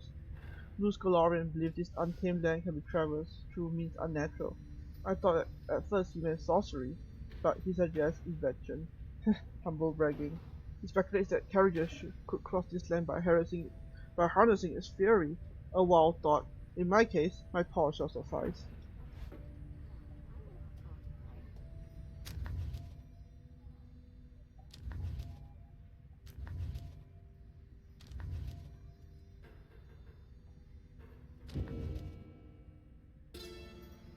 The Reach of Gold. The Serpent Titan Gandalf turned to Brittlestone not long after his death. Of that you may be certain.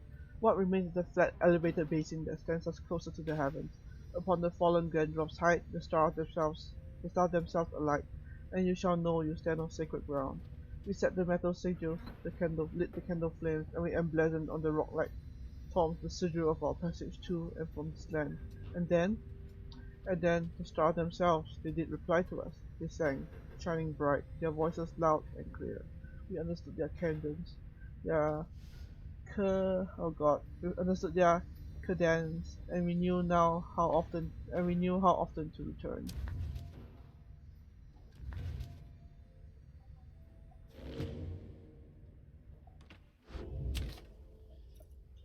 Oh, turning your phone in your hand, that's a cool trick. Commence the rites. The afternoon is just beginning to give way to nightfall as you and your companions finish making preparations for the coming rite. Through all of the ceremony, you realize Pamita is nowhere to be found. The last anybody saw of her was shortly after the black wagon came. The last anybody saw of her was shortly after the black wagon came to rest here at the Ridge of Gold. She returns just as we are beginning to plan a search for her. Sorry to have worried you there with the darling. Just getting a little antsy, is all. Had to go and spread my wings a bit and shake away the nerves. She was holding something back. Don't you get in my head. I'm telling you the truth. I'm telling you the truth, damn it. Damn you, reader. Get out. Get out. Get out! Anyhow, it looks as if the show's about to start. I shall be in the field with the others. As Pamita departs, you see that she is right, and the stars above begin to shine. You know that she is about to face her sister, Pamita, once again. You accept that it is a very private matter between them.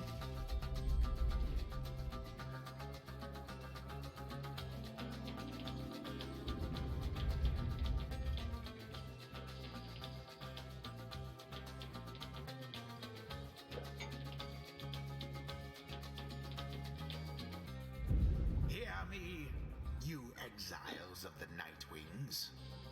The 8 scribes summon you to the Ridge of Gorn.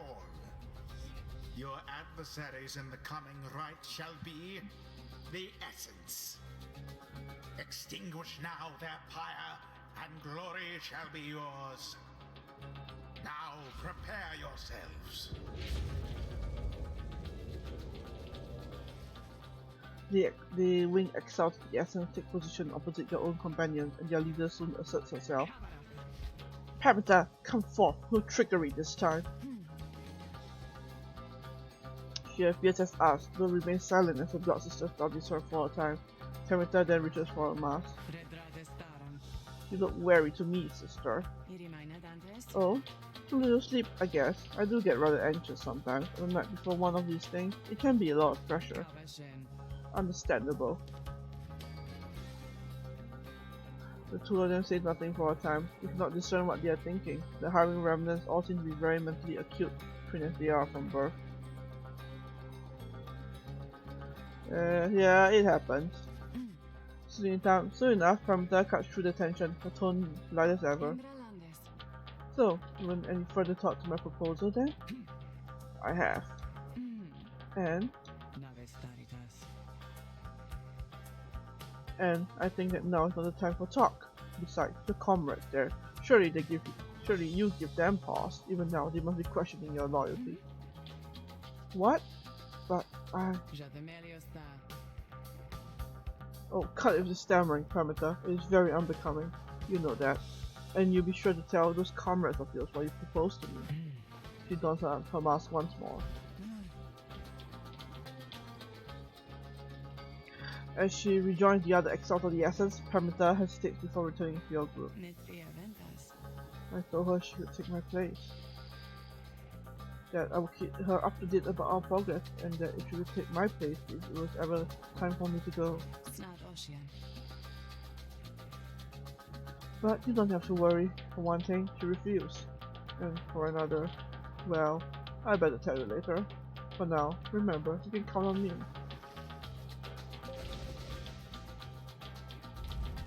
Now let us get started.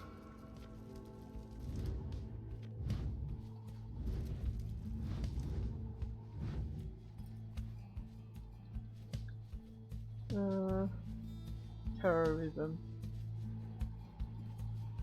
Hatred, choose remorseless and determined to the Commonwealth for ruin. All those things show you how to do it. To the mastermind the harrowing remnants, unpredictable assaults. A quiff. She was born the first of second moon, so I think she is a trendsetter for the future. After the fall of the Empire, all the tribes and nations it subsumed began to work together to rebuild. All but one. Some parts retreated to their ancestral mountain homes. Tensions grew and war erupted many times since then. She vowed to put an end to it. She orchestrated an ambitious plot to overthrow the Commonwealth from within, but at a key point in the mission, she was betrayed by a Commonwealth sympathizer, her own sister. She was caught, clipped, and exiled as a prisoner of war, but remained steadfast in her ultimate goal.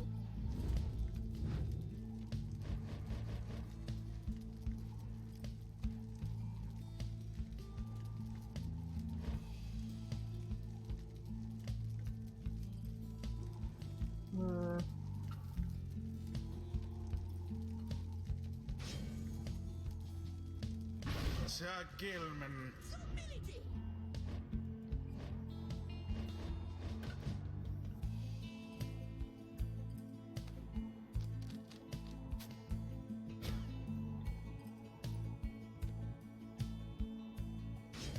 Tizo.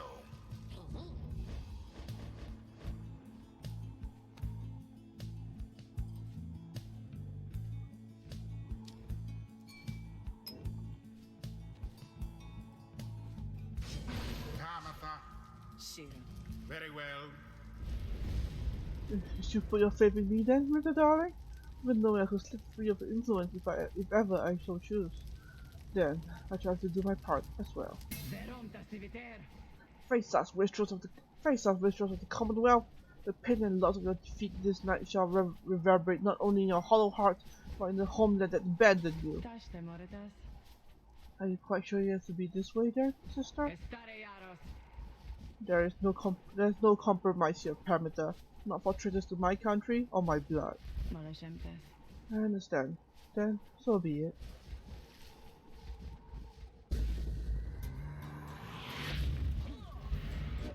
Begin. Glory to the Night Wings first of all.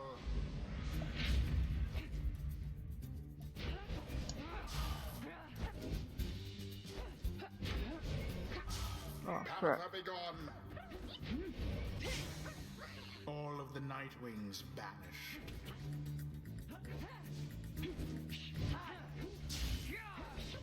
Oh, crap. Alas. You seem so distracted, Pamita. Is there something more you wish to say to me? Was you feel that I am old, perhaps? Pamita stops at this and reaches for a mask. I'm sorry for what I did to you, sister. You know, for what you did to me? Your apology rings as hollow as your plumage. You might rehearse it further upon every last survivor of the Highway Remnant. Now, no more talk.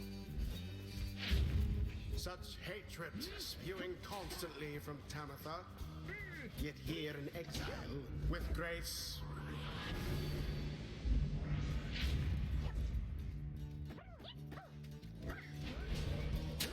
Oh shit. By now, Ah, crap. all three Nightwings. From burning flame to ash.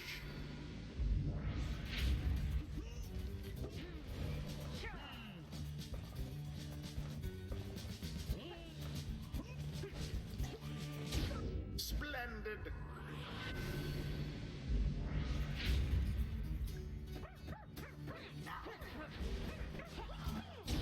Exactly by the book.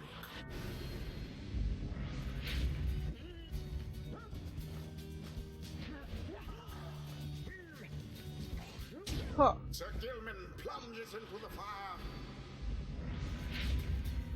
Your adversary's pyre now falls short of yours.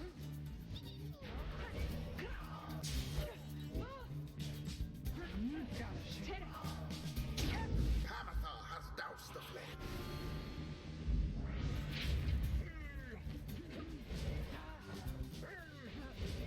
Oh crap. Almost. That ought to wake you up. Oh.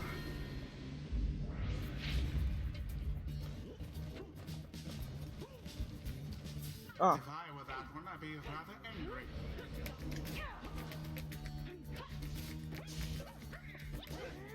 Oh.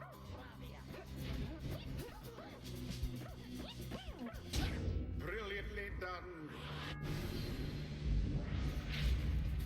The rite is nearly ended.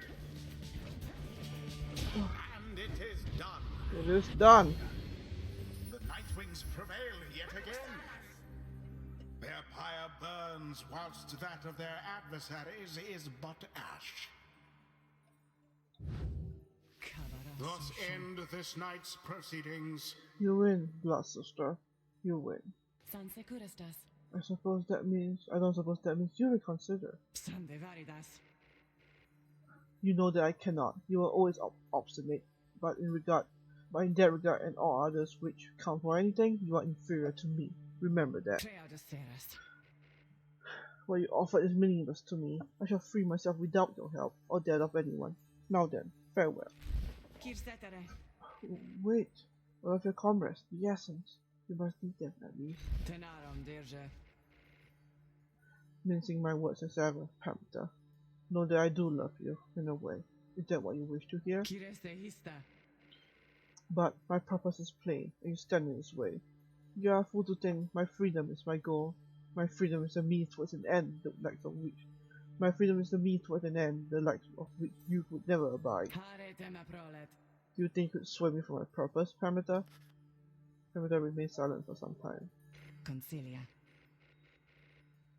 No, I think that you will struggle to destroy the Commonwealth, no matter what it takes. No matter if, in doing so, you are destroyed instead. Merove Kramta. Yeah, then now the voices are along with commentary. Just so. So then, you understand me, after all. Pamita does not turn to watch her blood sister depart. There is much to learn from this experience.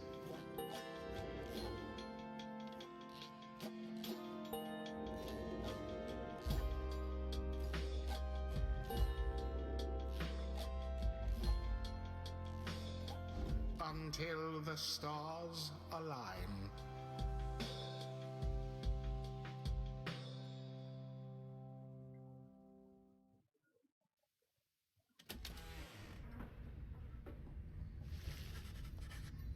Back at the wagon after besting the Essence in a solid performance, you are able to recover for a time, though you have another task this night.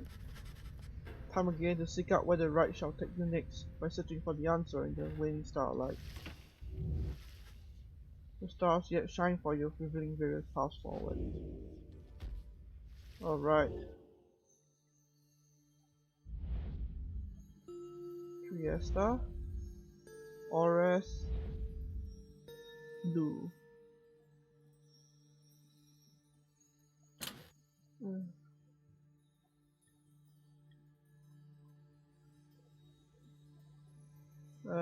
2 them, the first of 9 moon, the 9 moon, 837 AS. My agent recently sent word of Rookie, who is well, and already taken steps in support of our plan. May the stars, may the others follow suit ere long.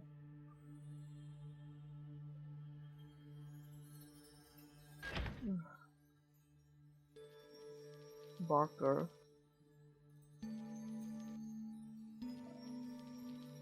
Withdrawn. Lando. Dissident.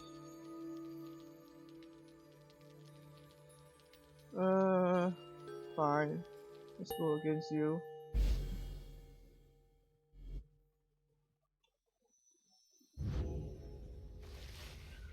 You are set to re-encounter the Withdrawn, led by the witch Udamine. However outlandish her intentions seem, one ought to beware of her.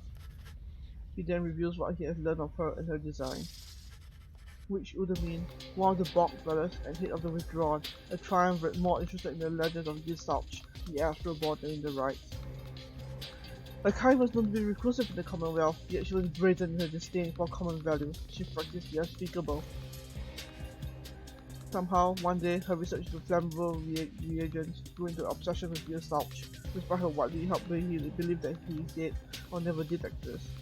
But Udamine held that exiled is merely dormant and shall someday be reborn with newfound hunger, which could only be sated by devouring the world.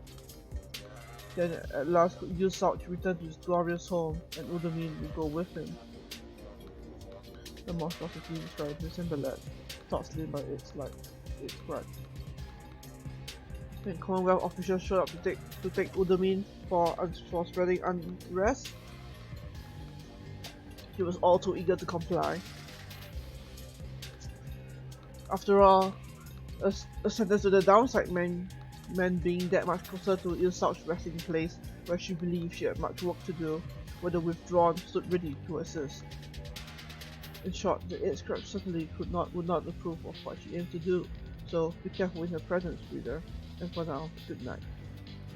You bid the lone minstrel a restful night in kind. It is too late to take flight, so we expect to press onward come daylight.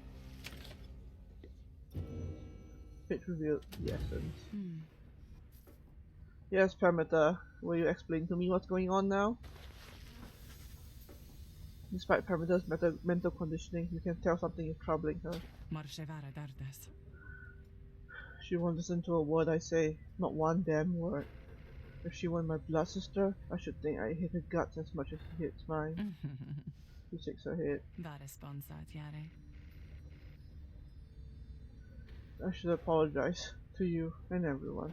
I sought out Tamita without asking your leave, because I would rather seek forgiveness than permission, you understand. My attempt with Tamita didn't amount to much, as you well saw, so at this point, I'm hopeful you'll be more accepting of apologies than she. So, tell me something, reader darling. Do you suppose I'm going to betray you? You may know better than I do at this point. Tamita wishes to know why you think her loyalties lie. Loyalty has to be earned, he believes she was there with the Nightwing. She has made quite clear that her priority is to her blood sister. You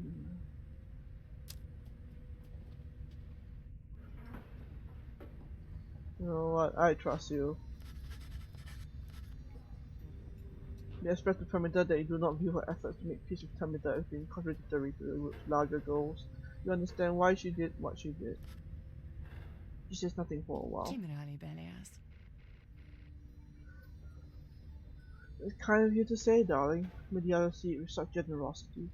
But if they don't, you need but tell me to depart, and I'll be on my way. However, I've promised that I wish to make with you. You let me stay, and I'll see this through with all of you, no matter where we all end up. I'll be on the roof a bit, I think.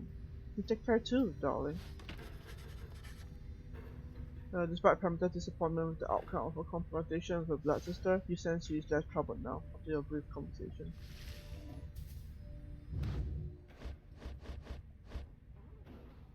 Do nothing, eh? The Essence. In the words of Howard the Swallow, the accursed, the winged members of the Essence, each chosen by the matriarch Triesta Thesis, are living exemplars of liberty and piety. Would that my wings could be theirs? Once you, of course, must know.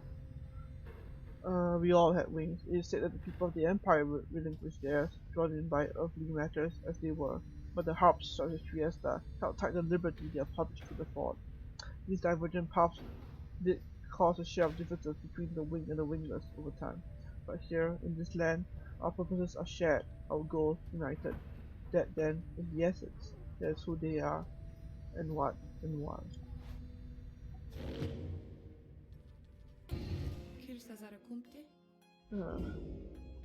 Nothing? Okay, nothing to say.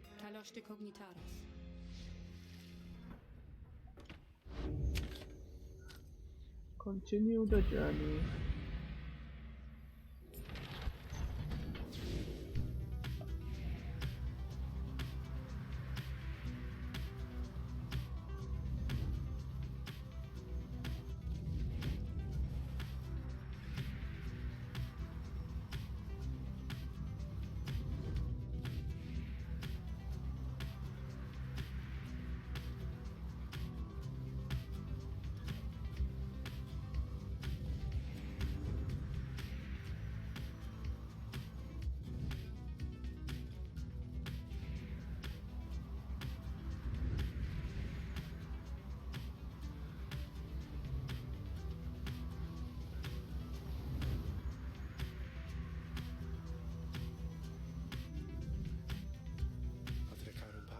The hidden glade of blue is near impossible to find on foot, though there it lies below us, protected even now by the enchantment of Blue's Galorian 100 Mines.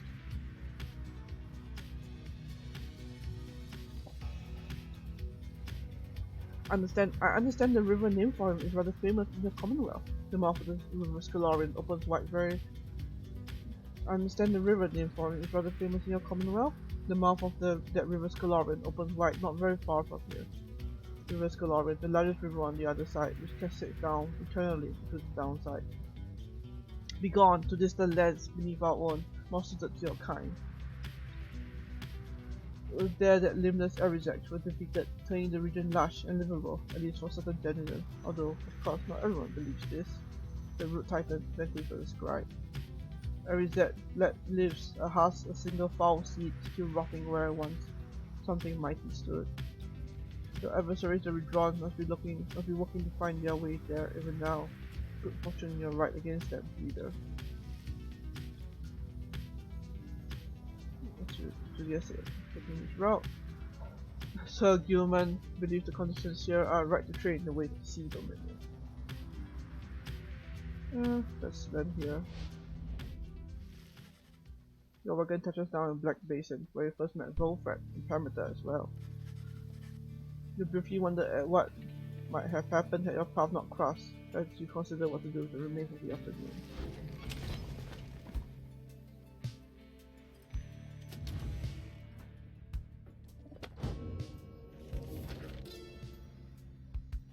Black Basin.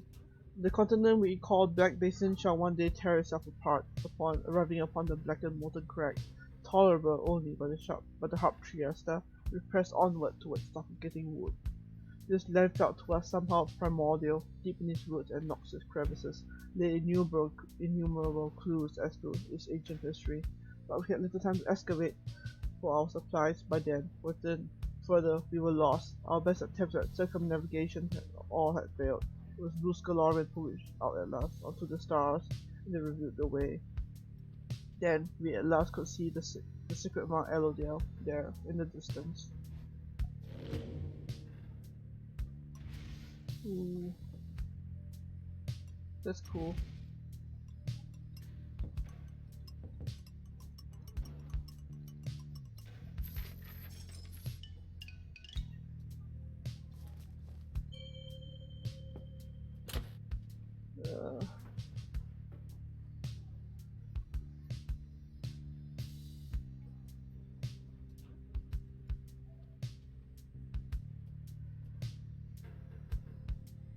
Yeah, to refresh. Okay.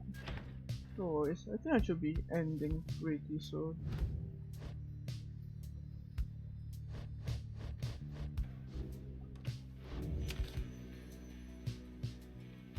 Ramage with Tizo. The imp Tizo has not yet ceased twitching since your arrival at Cinderwood.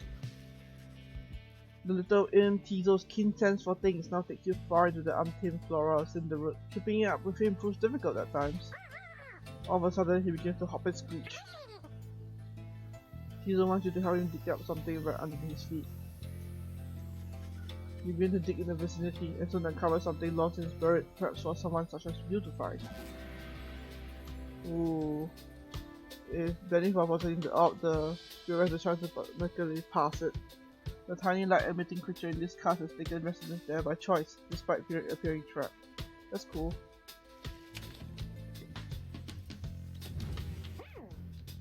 Hi, Tizo. You observe Tizo rummaging around the black wagon, as though in search of something. He notices you there and rushes up to greet you. Tizo is glad that you are here. You're just reminiscing about old times.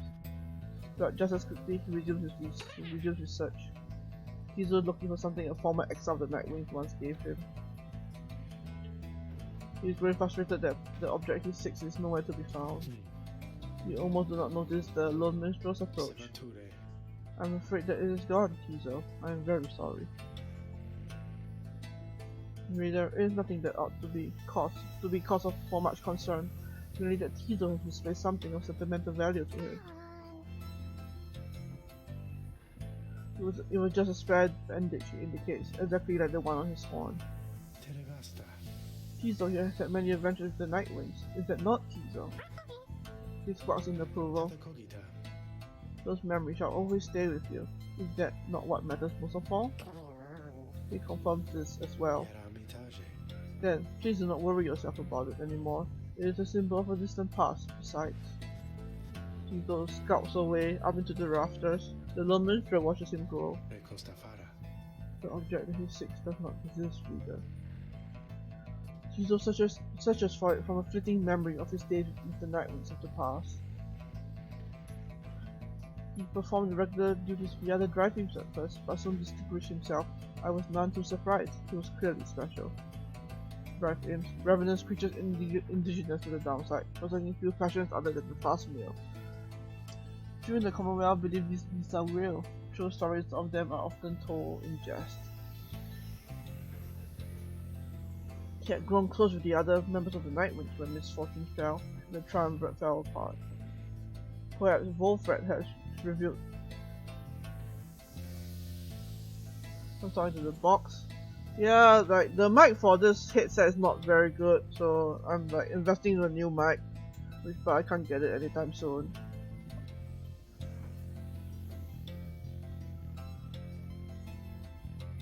Yeah, Jurassic Gravy is always good. Perhaps Wolfred has revealed to you more of the details. As for Tizo, I feel he must make peace with the shadows of his past. Somehow, perhaps then he shall cease searching. You need not worry for him, of course. He is resilient, and shall always serve the Nightwings well. You might say that he was born for it. Begging your pardon, reader. The lone minstrel excuses himself in his polite way, leaving you to consider what he said. Grosser, yeah, Tizo's biography. Not applicable. Torben, he was born on the 13th of 5th moon, suggesting he is steady and what? Collected. Not applicable. A chance to break Commonwealth law.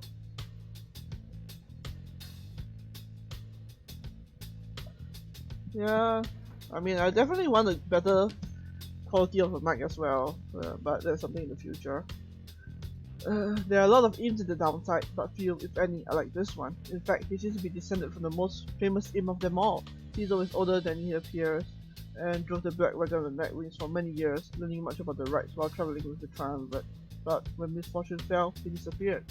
He re-emerged years later, having become an integral part of Wolfred's plan. and to serve as a liaison between Wolfred and his band of exiles whom he entrusted.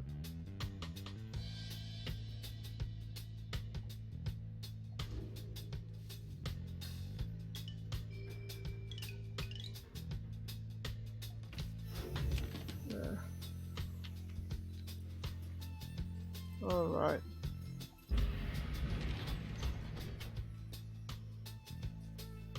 And this will be the last ride I'll do, and then I'll end the stream after this. The Glade of Lu.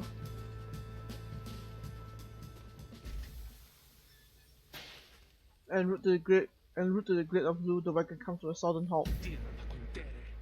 Whoa. Dario, what's going on? That does it! I am leaving. The cause of Dario's outburst soon becomes apparent. Well, reader darling, at least some of us know how to take a joke, wouldn't you say? Look, she was reminiscing once again about her soldier days, and I just happened to point out, I may have suggested the fiery destruction of the Sparrow sentence happened on his former unit's watch. I mean, didn't it? Not that she would have made much of a difference had she been there herself. She ought to thank the saint that she was spared by her exile here. I thought she had no love. She held no love for your Commonwealth. I shall never understand why your people ever saw that dreadful place, but I guess I hit a sore spot. I should probably apologize. She swoops off. There's no sign of either one of them. You organize a small search. It proves fruitless, but then Dario returns alone, as if nothing happened. She's back to her calm self. Let us continue. I regret the interruption. Prometheus come back as well. Oh, don't you worry, darling. I have definitely patched things up between us. Honest. At least, I think perhaps I didn't make things worse. She returned to her business in the wagon. You make ready to resume your travels, but make a note to follow up with them.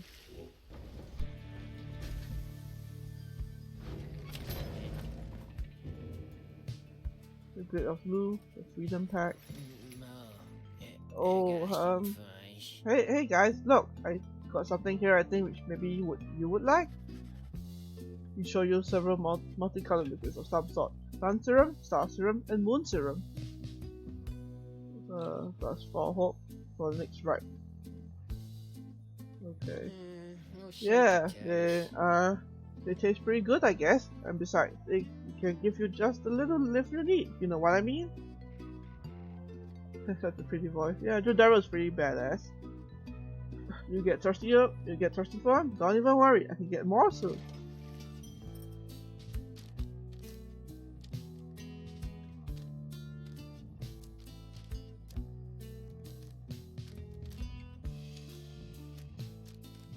Oh yeah, I got a tailspin instead of a thing.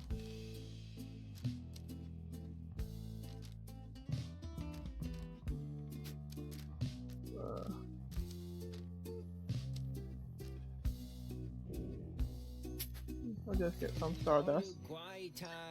Pleasure doing business with you guys. So, yeah.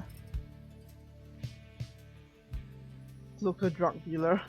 A little. I can see why. Alright, Parameter, what do you have to say to me now? You find Parameter in the midst of a heated conversation. All I'm saying is we're limiting not only our own choices individually, but all your friends' chances as well. Dario seems to be considering whatever it is that Parameter proposed.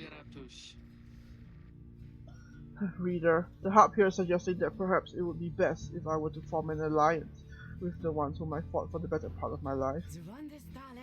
Just with me, Dario. I cannot vouch for anybody else. How utterly absurd. If we were in the Commonwealth, I would not have stayed my hand against her. That I can say for certain.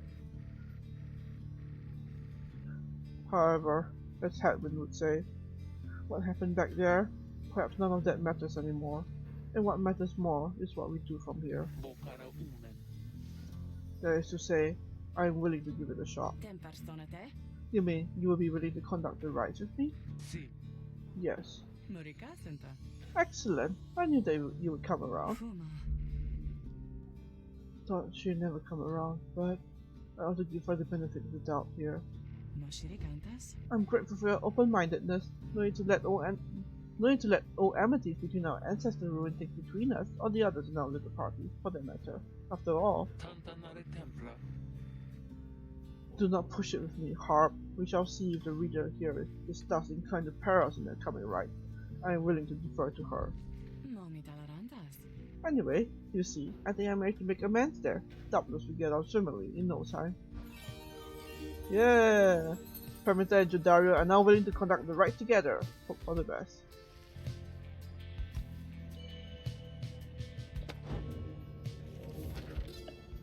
There's so many things to read.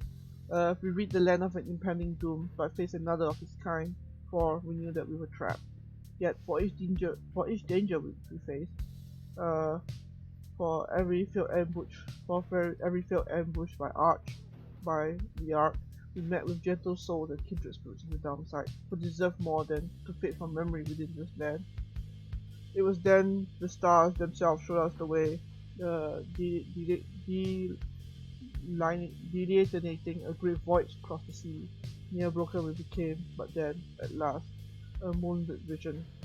That of the Rites. The Rites! Thus they shall say of us, the 8 scraps give their freedom so that we may yet have ours. The Gate of Blue. Never have I witnessed an affront to nature, mine and everyone's, quite like the poisoned hands of limbless Erizek, the root titan, in his suffocating influence. I shall leave it to the boastful Underking to tell you more of Erizek's vanquishing, which I may tell you something of the glade that he protected, which became my own. For my own genealogy now occupies the soil there, and strives forevermore to prevent Erizek from taking root again. I mean, to be fair, like the Harps have been like long-standing enemies of the Commonwealth, which Jodario was fighting against before she was exiled, so it kind of makes sense why she's like really against them. The brambles of the glade are constantly encroaching on themselves, then falling once again to dust. This miraculous cycle, reflected in the starlight piercing through the canopy, is to be witnessed whenever the stars invite an audience.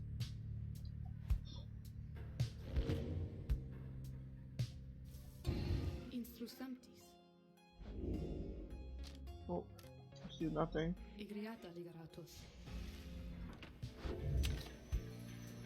Alright, let's commence.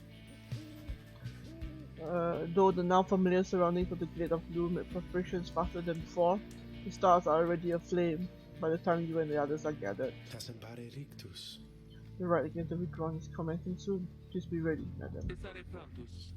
Our adversaries in known quantity. I am prepared. We wish them all in good fortune. In turn, little else is said, and together we watch the celestial harmony in calm and silence, and await the withdrawn.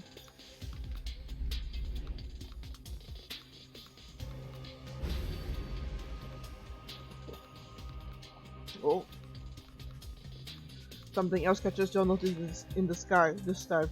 Strange new stars shimmering about, the ones you recognize, shimmering about. The greater titans have returned.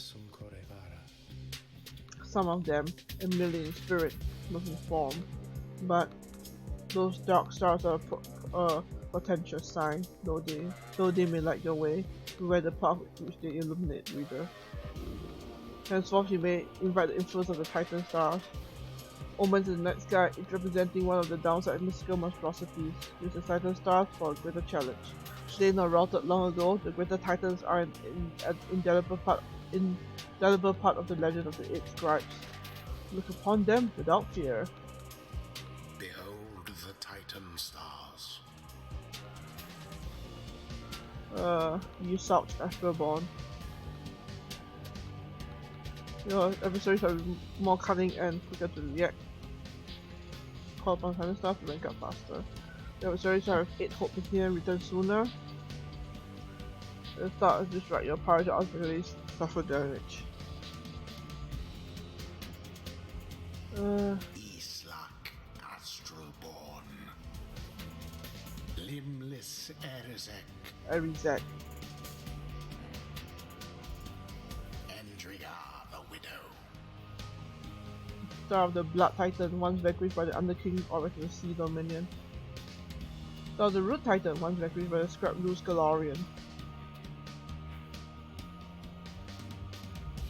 Yeah, I'll just activate this up.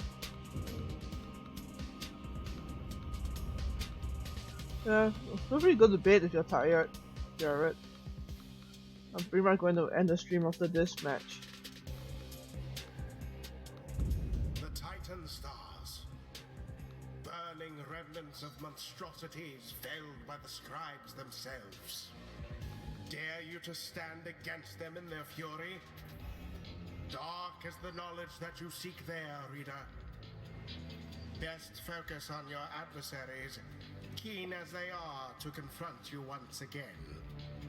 Put out their fire first, and show them the glory of the Night Wings. Now then, make ready for the rite! Previous time, years left our Pyre's flame prevailed. This time, all for Islach, no matter the result, and no matter the cost. Your adversaries are prepared, reader, who shall conduct the rites on your behalf.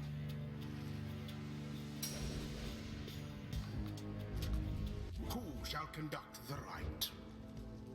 Ooh.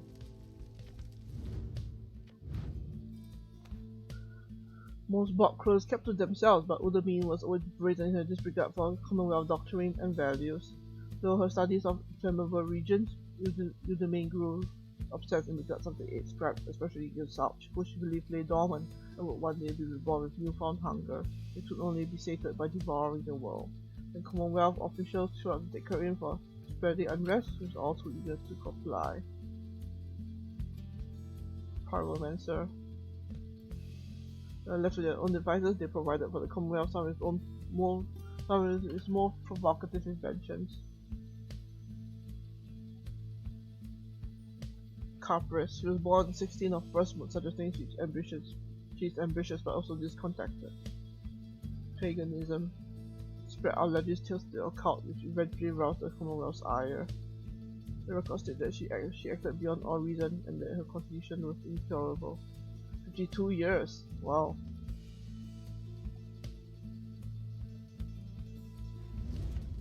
Alright.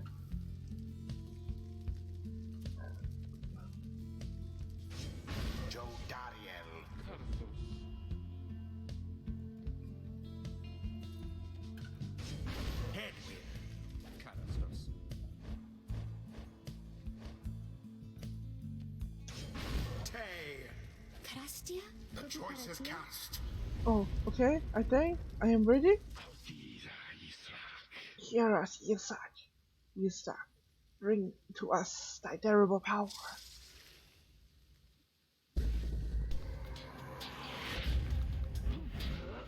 Now begin.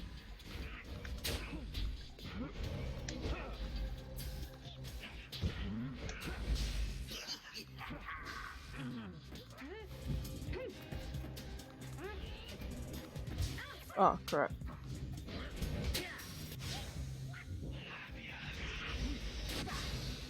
That was the last of them. Oh, crap. Someone grasp the orb.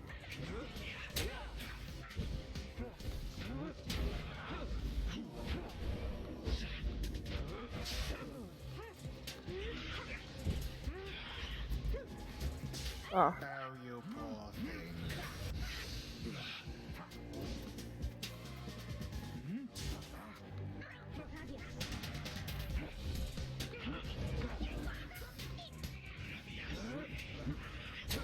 Oh, crap.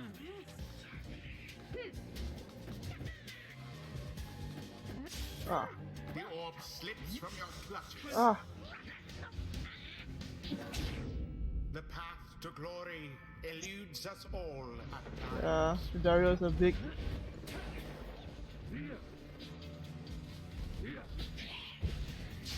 Vanish from this place.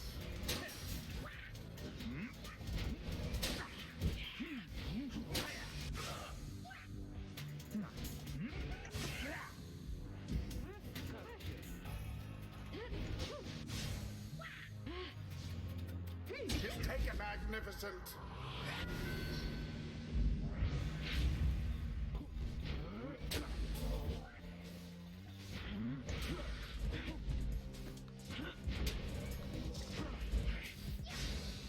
Out with you all. Oh, crap. Ah! Tough luck, Nightwings. The fires wane. Oh, crap. He stand against us once again. Be gone, irrelevant to us, all to our purpose. All of them are carrying bolts, technically.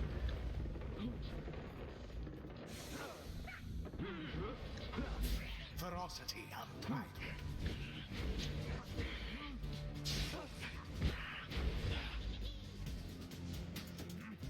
Oh.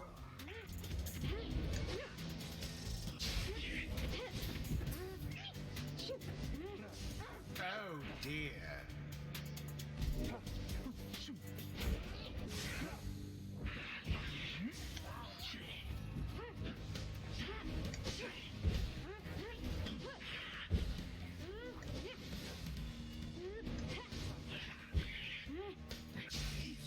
Milda banished.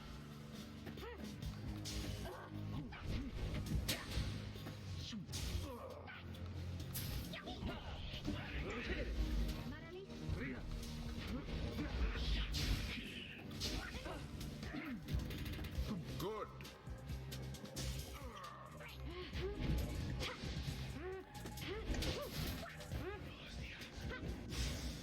Crap.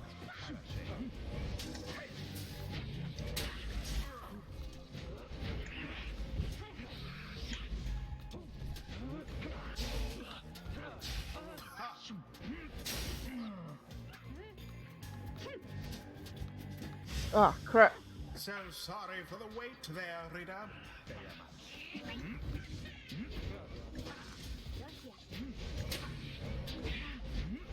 Didn't see it coming.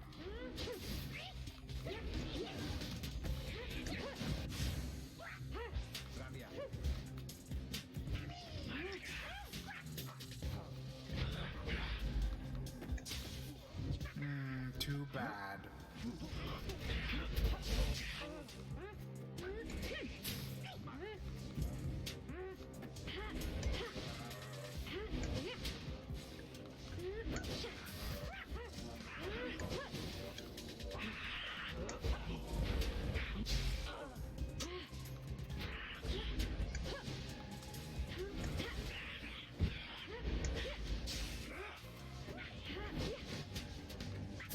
Someone there rose to the occasion. Crap.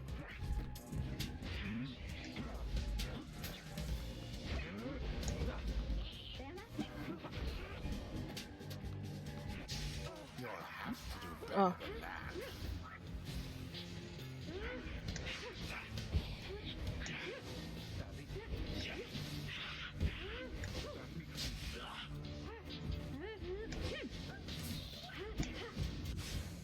Such fervor. Tay plunged into the fire.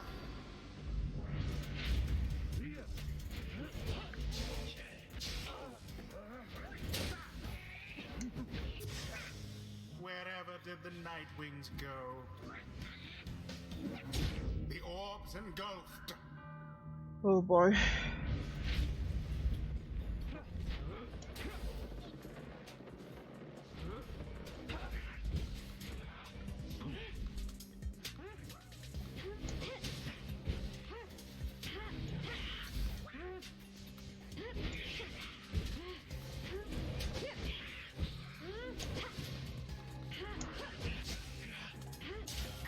Positively brutish. Crap. Oh shit. Oh fuck.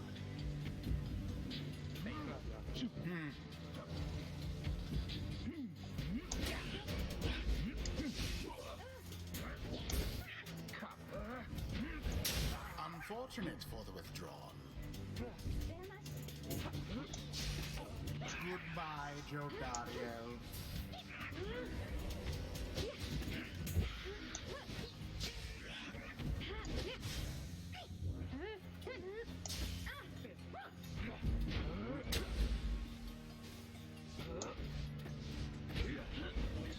A swift recovery.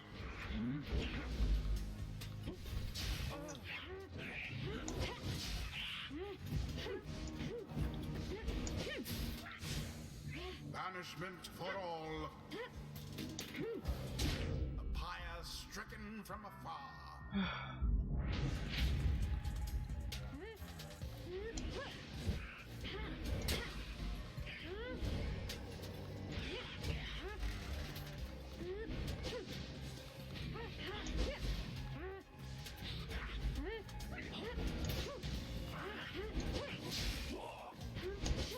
Audacious, aren't we? Whoa, shit. Simply abhorrent.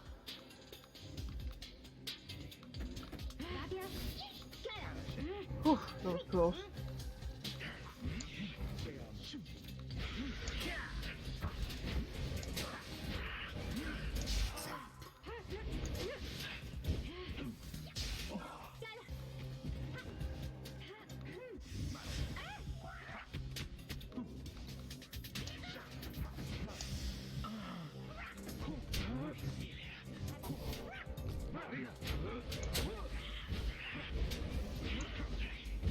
So fiercely fought.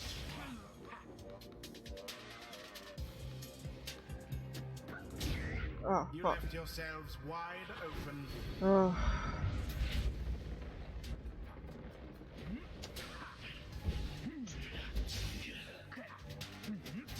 A bit of a blunder. You are powerless for now.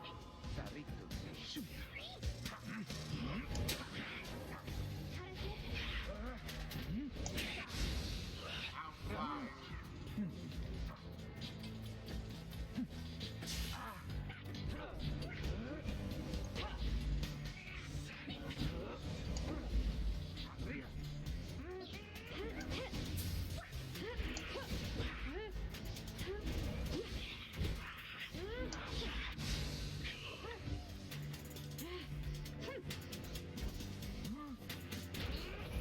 Wow, Tough that luck, was a big one. Nightwings.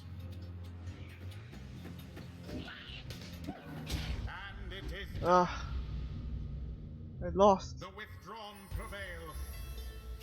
A rite conducted with aplomb. Oh boy. Perhaps your fortune shall be better next time. Hmm? You and the Nightwings have experienced your first defeat, but this is not the end.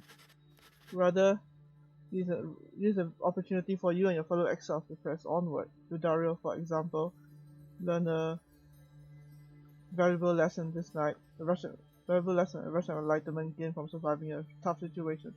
Awarded only this one time. Though failure, do we learn the most valuable lesson, provided we survive.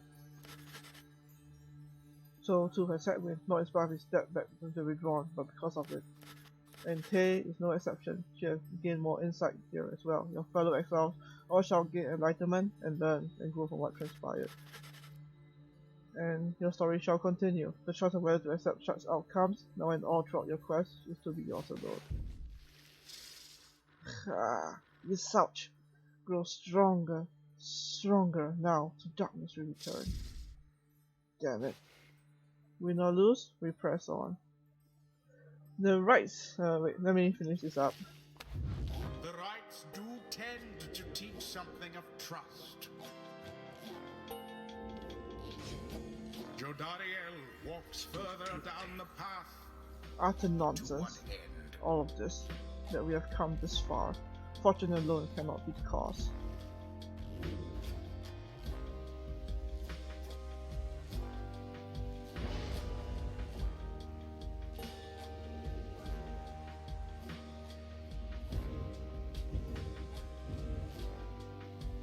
Until the next rite. The rites are basically like a competition between all these people who have been exiled from their previous home, the Commonwealth.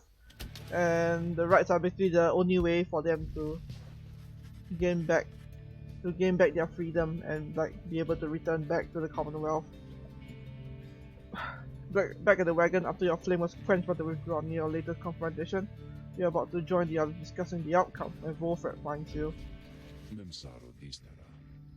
I trust you did what you deemed necessary there, my girl, though I admit I would have liked to see a different outcome. Now I'm afraid I need a bit of time from you, but there is something you should see. Please, join me outside. Look, forth, the golden star reveals itself to us once more. Indeed, somewhere deep in the infinite dark, a single star shines brighter than the rest. The path to freedom reveals itself again.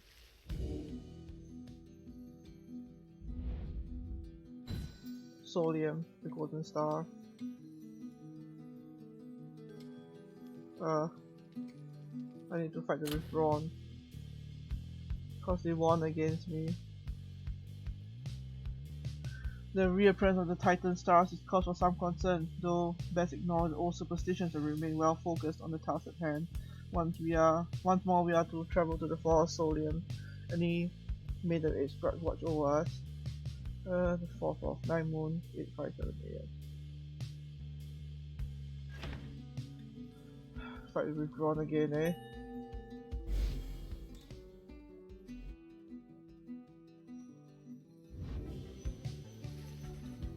The rites are calling you again to the forest Solium, where one among you may go free should you prevail. It is as we discussed, the cycle of the rites is beginning to turn more quickly. Perhaps the scrap themselves have taken notice. Fortunately, having more frequent opportunities to free ourselves is not unwelcome to our plan. I suppose it's good for everyone, including the withdrawn who will oppose us next. Getting to Mount Eliodam ought to be a little easier than before, at least. We should be able to make landing near the sound the old monuments described. Let's set forth at dawn. Soon everyone is off to rest, as best as they are able, knowing that another chance at liberty for one of them shall soon present itself. Alright. With that, I'm going to end the stream. That went a little over, and I regret having picked up the Titan Star, cause that really screwed me over, I think. But oh well. Anyway, so next time we'll see the second liberation rites and see how that goes.